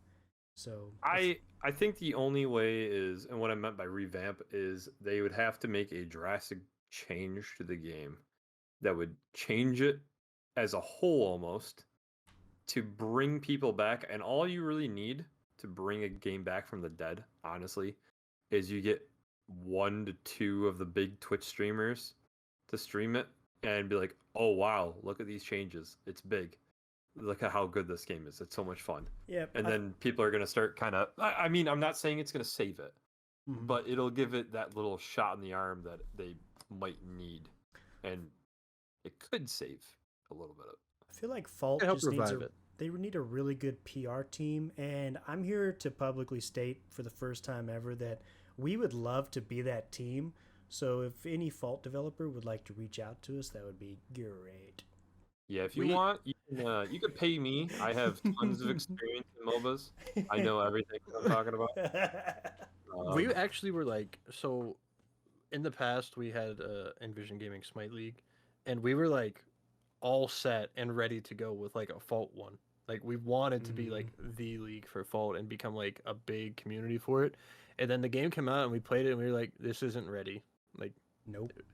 It's like we don't want to even put our hands in the pot because the quality wasn't there. You disconnect from matches like constantly.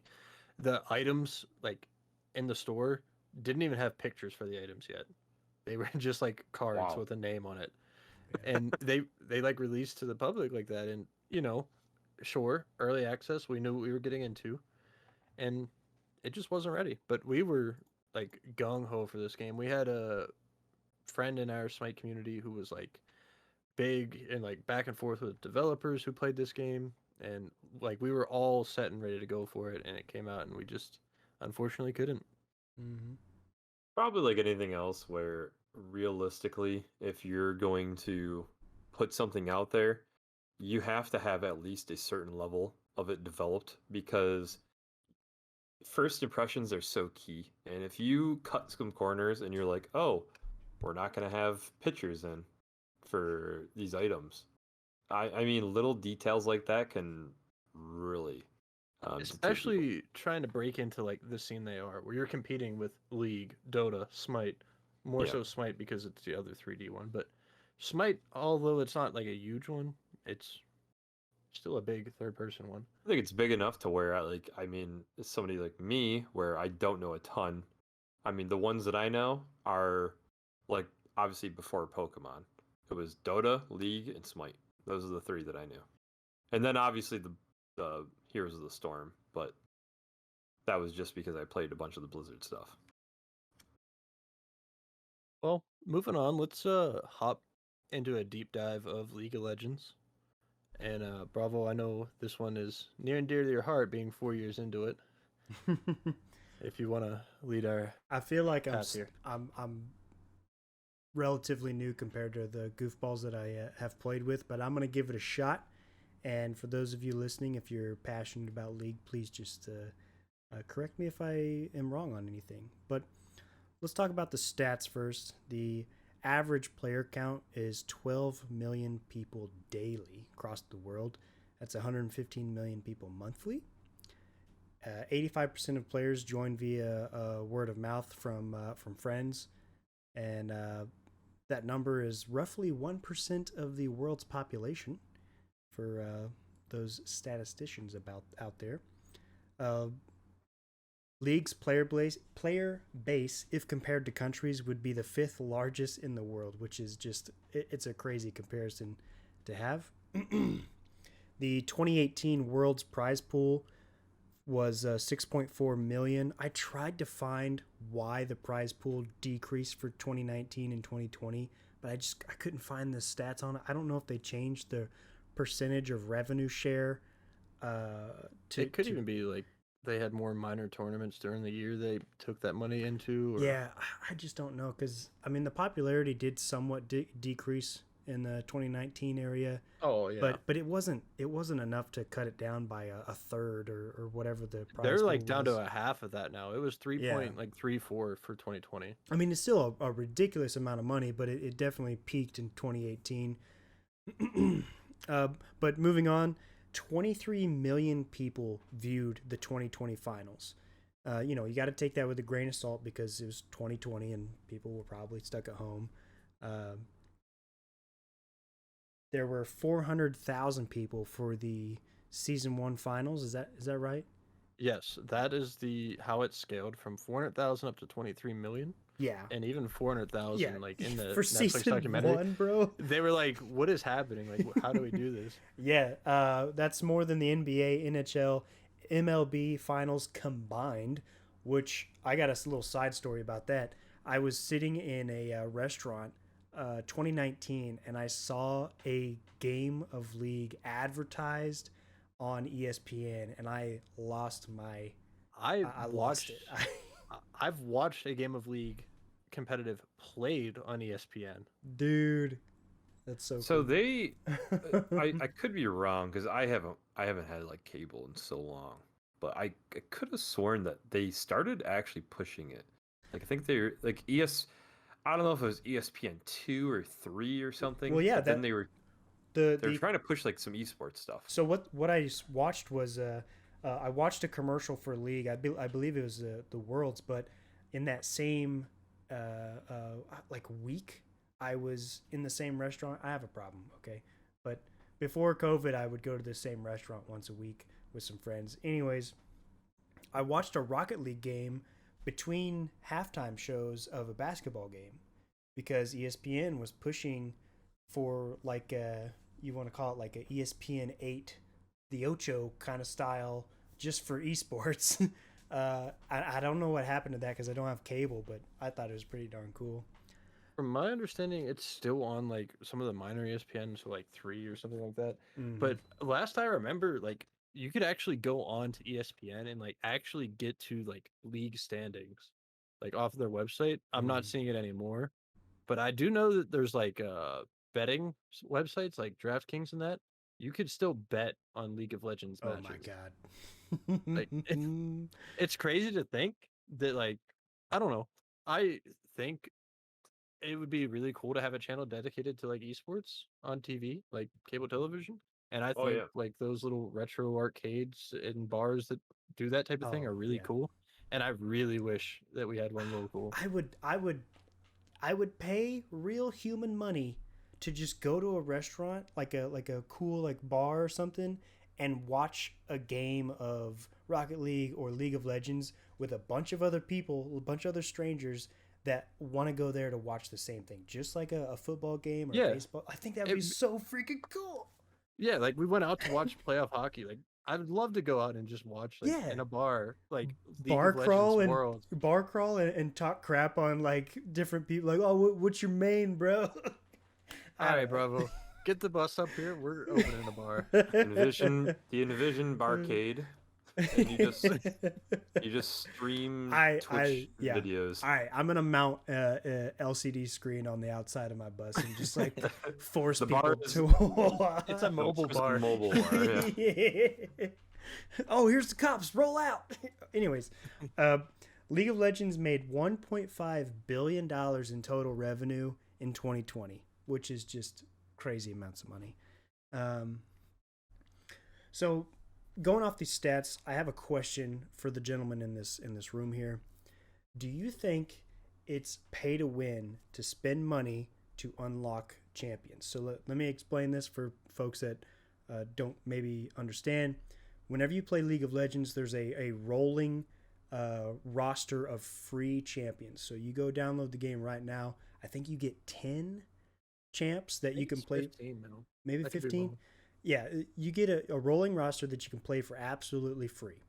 And then as you play the game, you earn in-game currency that you can go spend on any champion you want. The newer the champion, the more currency it costs. The older, the cheaper it is. You can buy some dirt cheap. You can spend, I think, $15 to get the OG, like first 30 roster, which is a pretty good deal to just get access to quite a few champions. But the point is, you could play for absolute free. Now, if you wanted an advantage, you could go and buy the brand spanking new champion that's probably busted because they want to get your money and want you to buy it because it's powerful or whatever, and go play that champion. Is that pay to win? Brad, go first because I can make this longer. I would say my thought process on this: if you're going to be competitive in the state that we're talking, where you're going to like these finals and you're trying to actually win the big money, I don't think so, because you're probably you got to invest into. It's kind of like basketball, right? Like, say if we talked about that a little bit. If you're going to try to be a pro basketball player, you're going to have to invest into going to camps, practice. You're going to have to buy a couple things. Okay? I'm not saying you're going to have to buy every single thing, but I don't really think that's pay to win. I think it's more of this distraction for the guys that just want to play it for fun.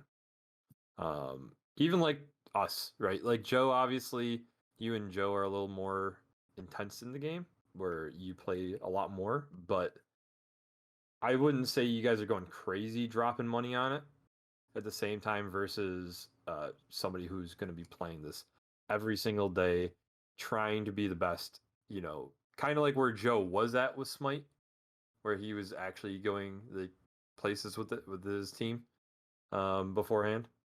But I don't know. I guess I'm just sick of that.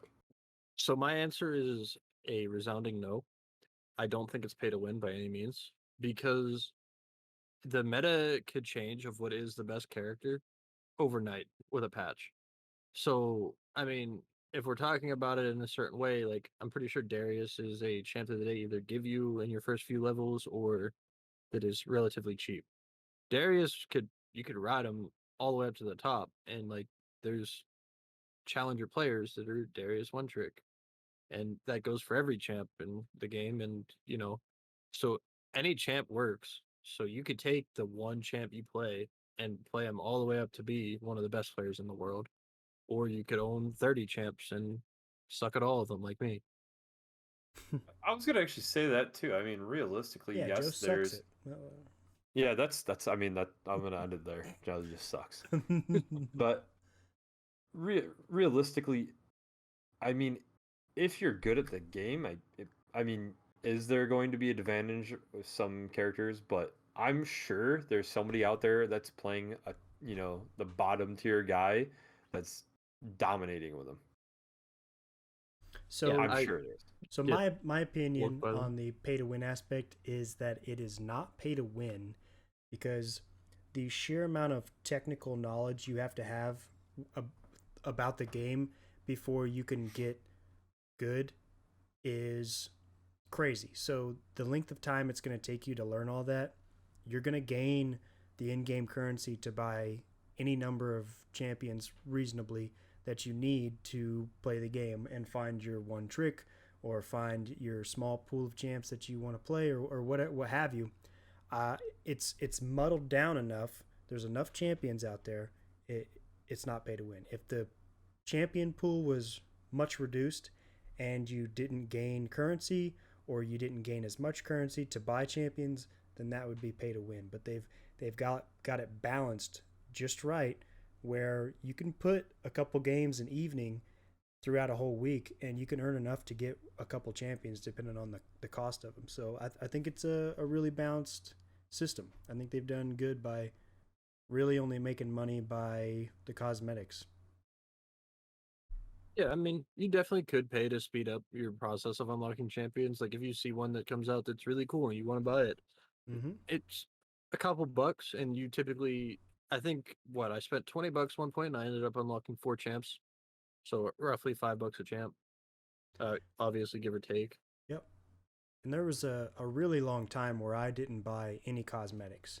And then I became a Heimerdong one trick and earned his cosmetics through like my personal what do they call that? The Orange essence.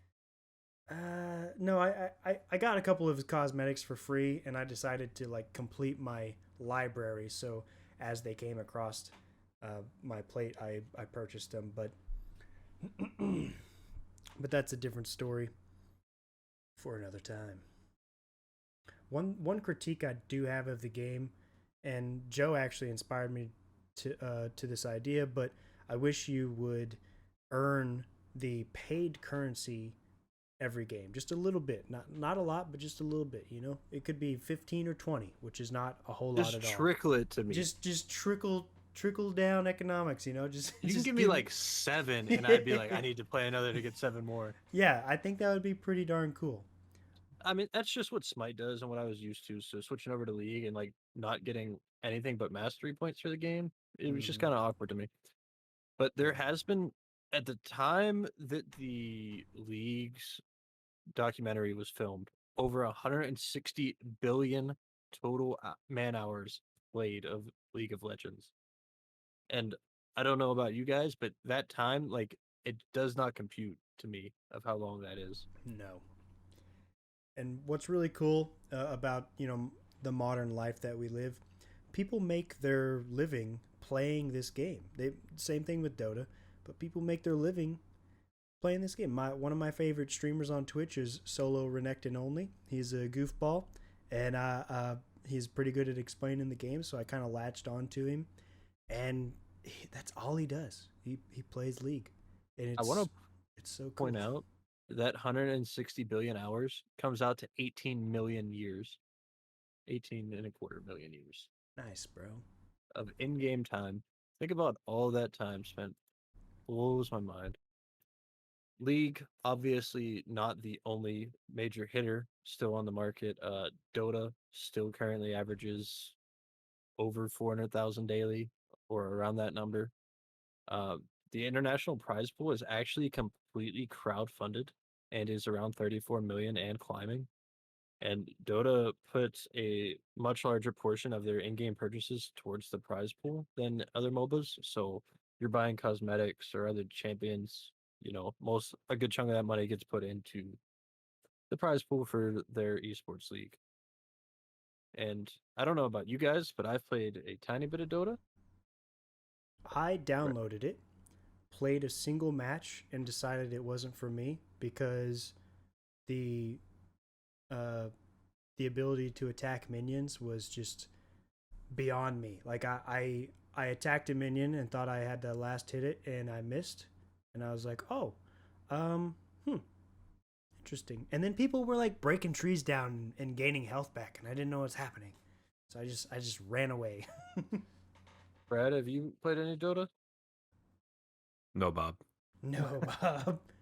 So I literally went the same route as Bravo. Like, some friends and I were like, we went from Smite and we were getting to an end of dealing with them and not wanting to continue playing it. And we were like, all right, let's try League. And we are like, okay, League might be the way, but let's give Dota a try and see what we prefer.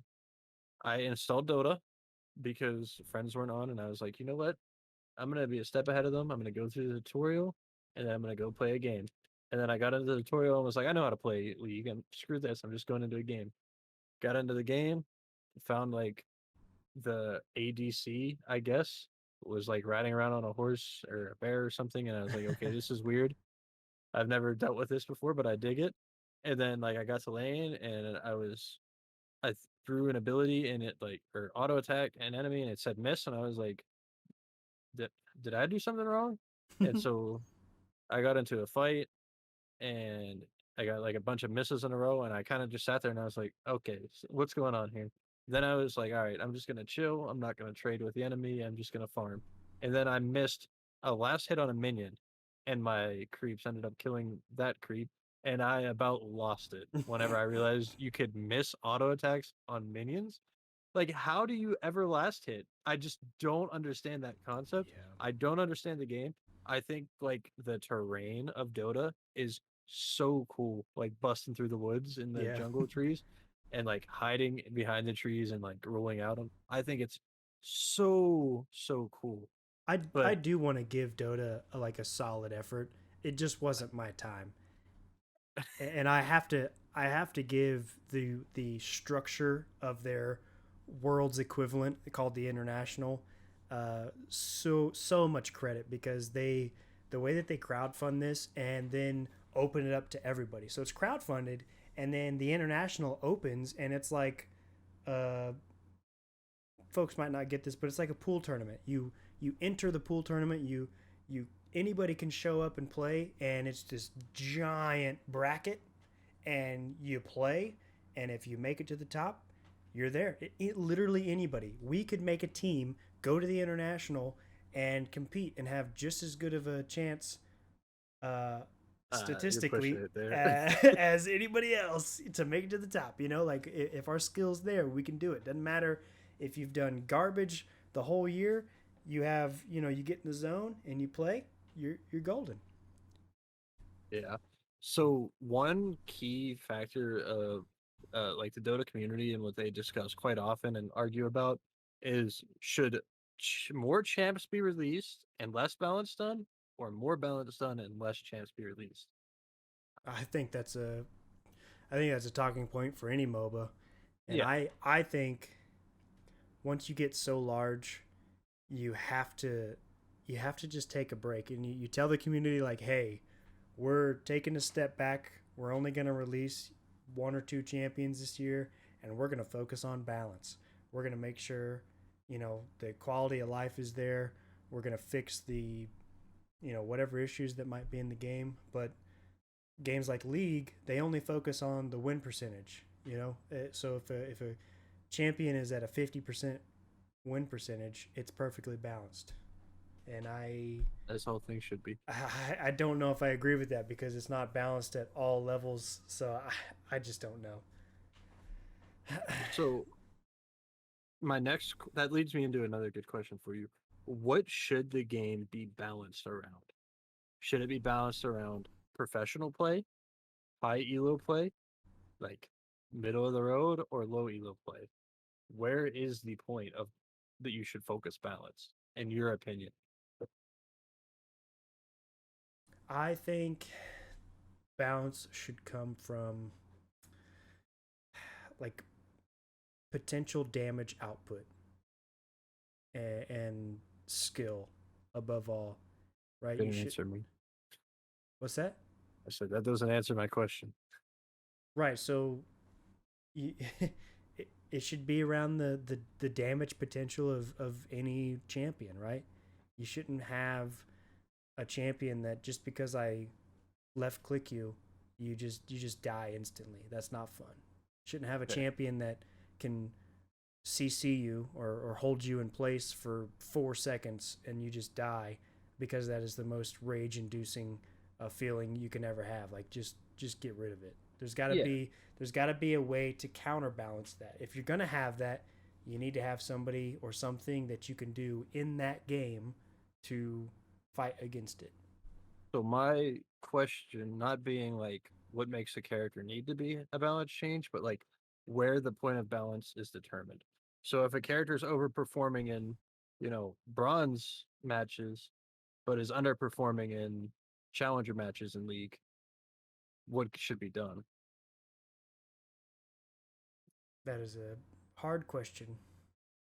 And I would say probably you can't balance for every elo, every rank, unless you eliminate the thing that is unbalanced at those ranks. So like if Viego is dumpster stomping in iron because somebody's smurfing, do you get better at detecting smurfs, or do you eliminate Viego from being able to be played at lower? Would you answer my question straightly? It's not a straight answer, bro. Okay.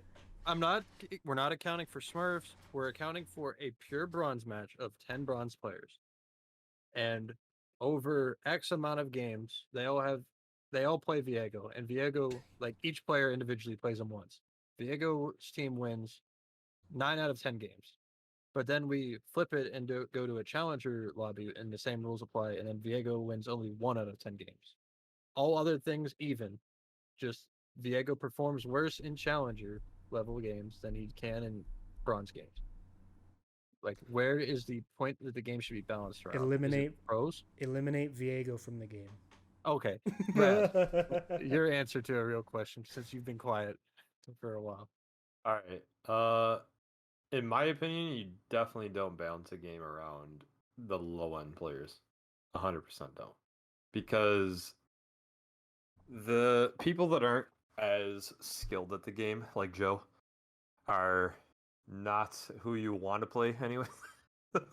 No, but being serious, realistically, it's kind of like, would you balance the game around me?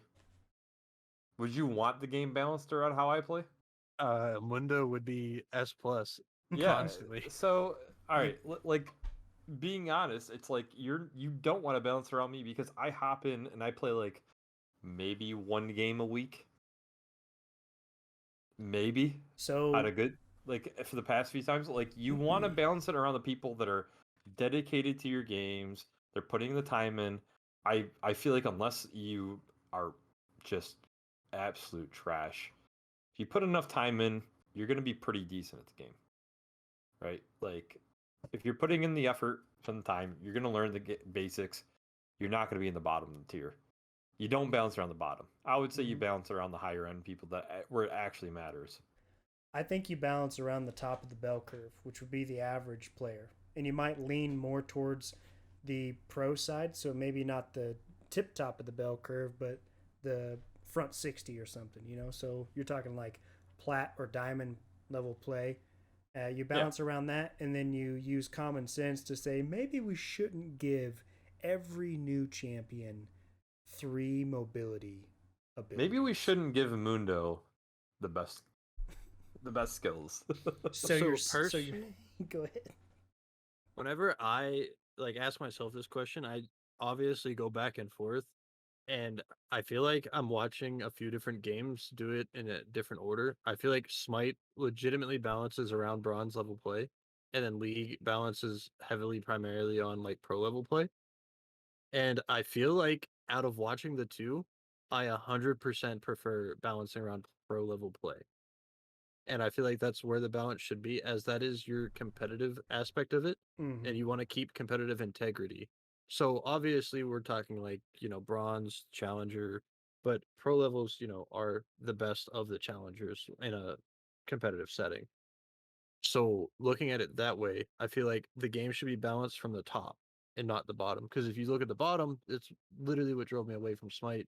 everything feels so dumbed down that it feels like a third grader could pick it up and go 30-0 in a game.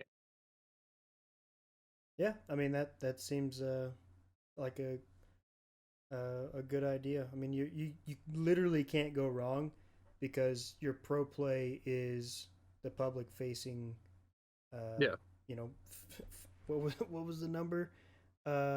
23 million viewers for the 2020 finals. That's Yeah, and 23 even million people watching somebody that, if they're not balanced correctly, just completely broken playing yeah, the game. even then, I don't know the exact numbers for league as I don't follow the pro league enough.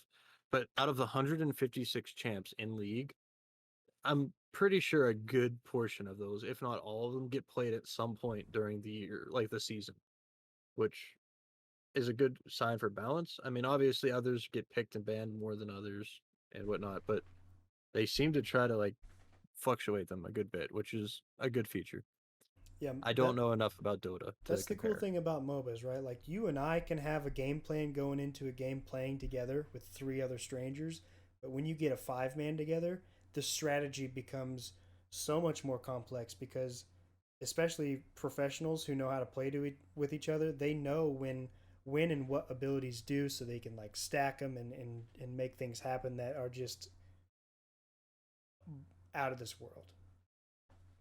But enough with Dota. Let's hop into Smite, where we can get even a little more in depth with it. Brad, do you want to take this one as you've been a little on the back burner? I don't think I have anything. Like the amount that I can talk about this stuff is so minimal. I just from experience from me listening to other podcasts, I feel like it's better having people who actually know what they're talking about than have a guy like me where I'm just like, yeah, man, I just kind That's of make fair. stuff I up, mean, up, I you was know? quiet a couple episodes ago when you goofballs I were talking about horror games, so I feel like it just makes more sense for you let's let guys to the talk about it. semi-professional retired Smite player talk about Smite. Exactly. Okay. Smite being different than League and Dota and the fact that it is third person and you can't just right click and your autos automatically lock on and zoom for somebody. You actually have to hit all of your basic attacks.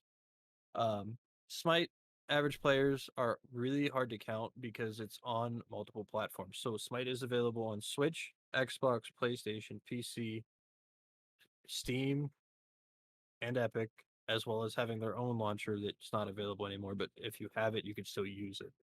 So there's technically like 7 different ways to play Smite, and there's not a good way to get numbers for each of those. But just based on Steam itself, in January of 2021, the average Steam players daily were 14,784. Not really comparable when we're talking about League with 12 million and Dota with 400,000. So it's the baby of the group. Uh, the peak players on Steam for Smite was 27,842. That was in February for the release of the Avatar Battle Pass. So Smite partnered with Nickelodeon, made skins of Aang and his buddies, and put them into the game for different gods. Uh, and then over the history of Smite, they have reached 40 million all-time players. So that includes Bob down the street who installed it, played the tutorial, never again. But they have cracked over 40 million players as of this year. So Smite also has their own pro scene, nowhere near as large as Leagues or Dotas. Prize pool, I believe, gets up to about 1 million at most, but doesn't even hit that all the time. Smite's Pro League has a very hit or miss reputation amongst MOBA fans. So, as of right now, all players are contracted directly by Hi-Rez. There's no organizations affiliated with the Smite Pro League anymore. The reason for that being is we've had a train wreck of orgs in the past who did not pay their players, who made it to like the world finals and just never got paid for their entire year. Players were, as of last year, made to move to Atlanta, Georgia to be able to participate in the Smite Pro League. But that obviously got put on halt because of the world situation. but now that is back to being a thing, and players are not allowed in the studio without either a Vax card or being tested. I'm pretty sure they do need Vax to be able to participate in studio now, and it's not online anymore. There used to be for Worlds, we had like the US or NA versus EU rivalry. For like the European League had its own league. There was an Asian League. There was even South American League. So there's all these different leagues similar to how League does it. And then at Worlds, you see the clash from all the different nations and their different respective teams. Now it's all just straight into one. Everyone's located in Atlanta. There's 8 teams, and I think all 8 teams make Worlds. There's no NA versus EU. It's all mixed, so all the rivalry's gone. And I feel like them making that decision crushed their pro league. And as of 2019, Smite is still a profitable game, and they brought in over 300 million that year alone. They haven't given out any more numbers since then that I was able to find. But Bravo, I know you've played some Smite, you watched some Smite.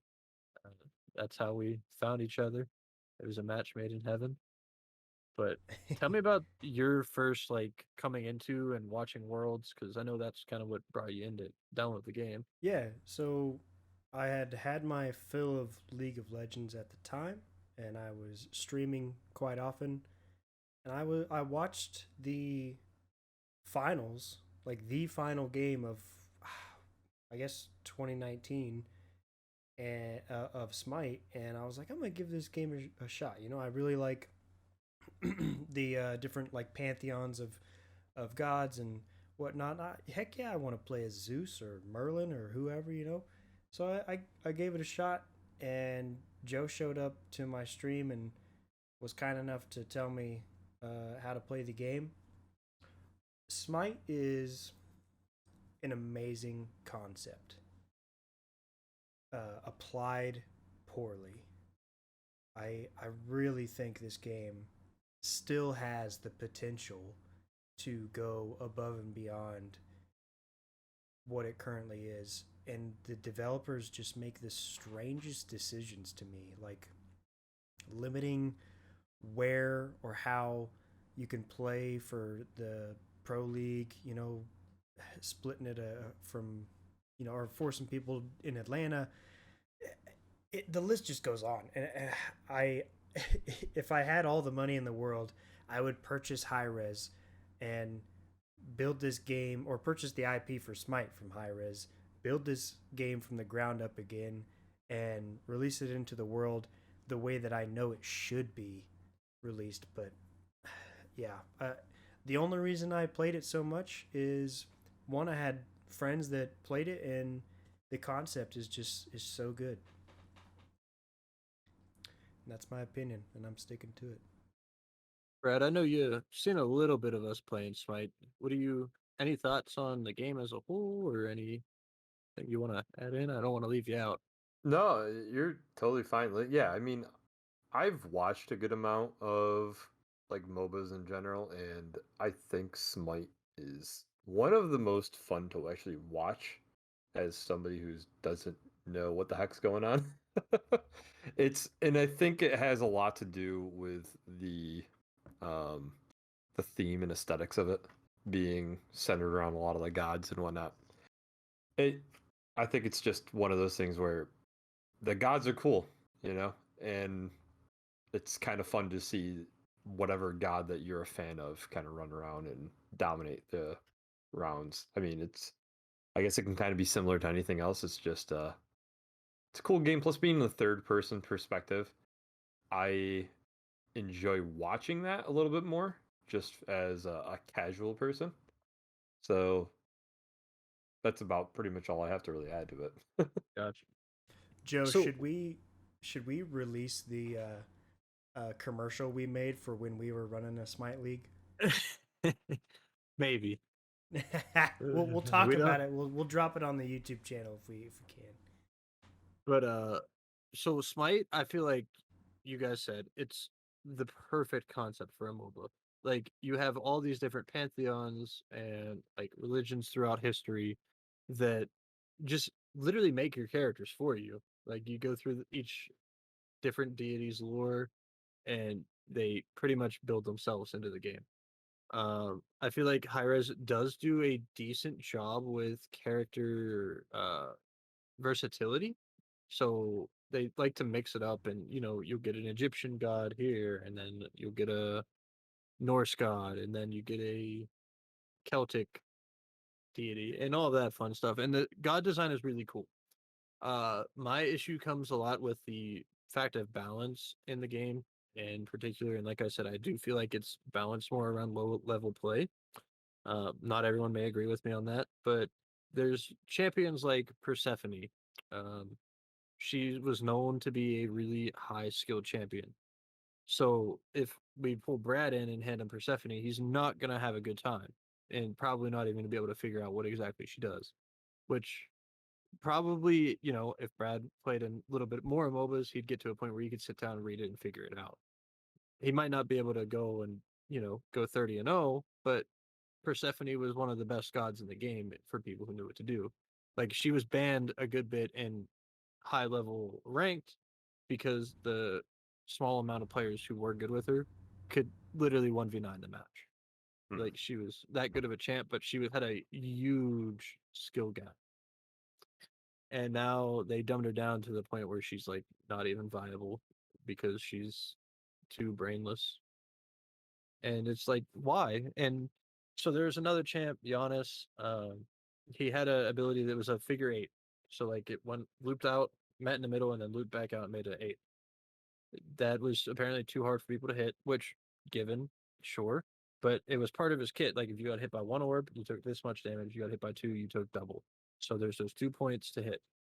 Now they took it and put a chain through the middle of it, and you just take flat damage. So there's no skill to it at this point. Like it was a known thing that you could like stand in a specific way when a Giannis was attacking you and like let the orbs rotate around you and not get hit. Now there's just no like outplay potential to it. I don't know. I don't like that. Um, the community as a whole is a mixed bag to say the least. I feel like this goes across most MOBAs, but it's pretty toxic and not for the faint of heart.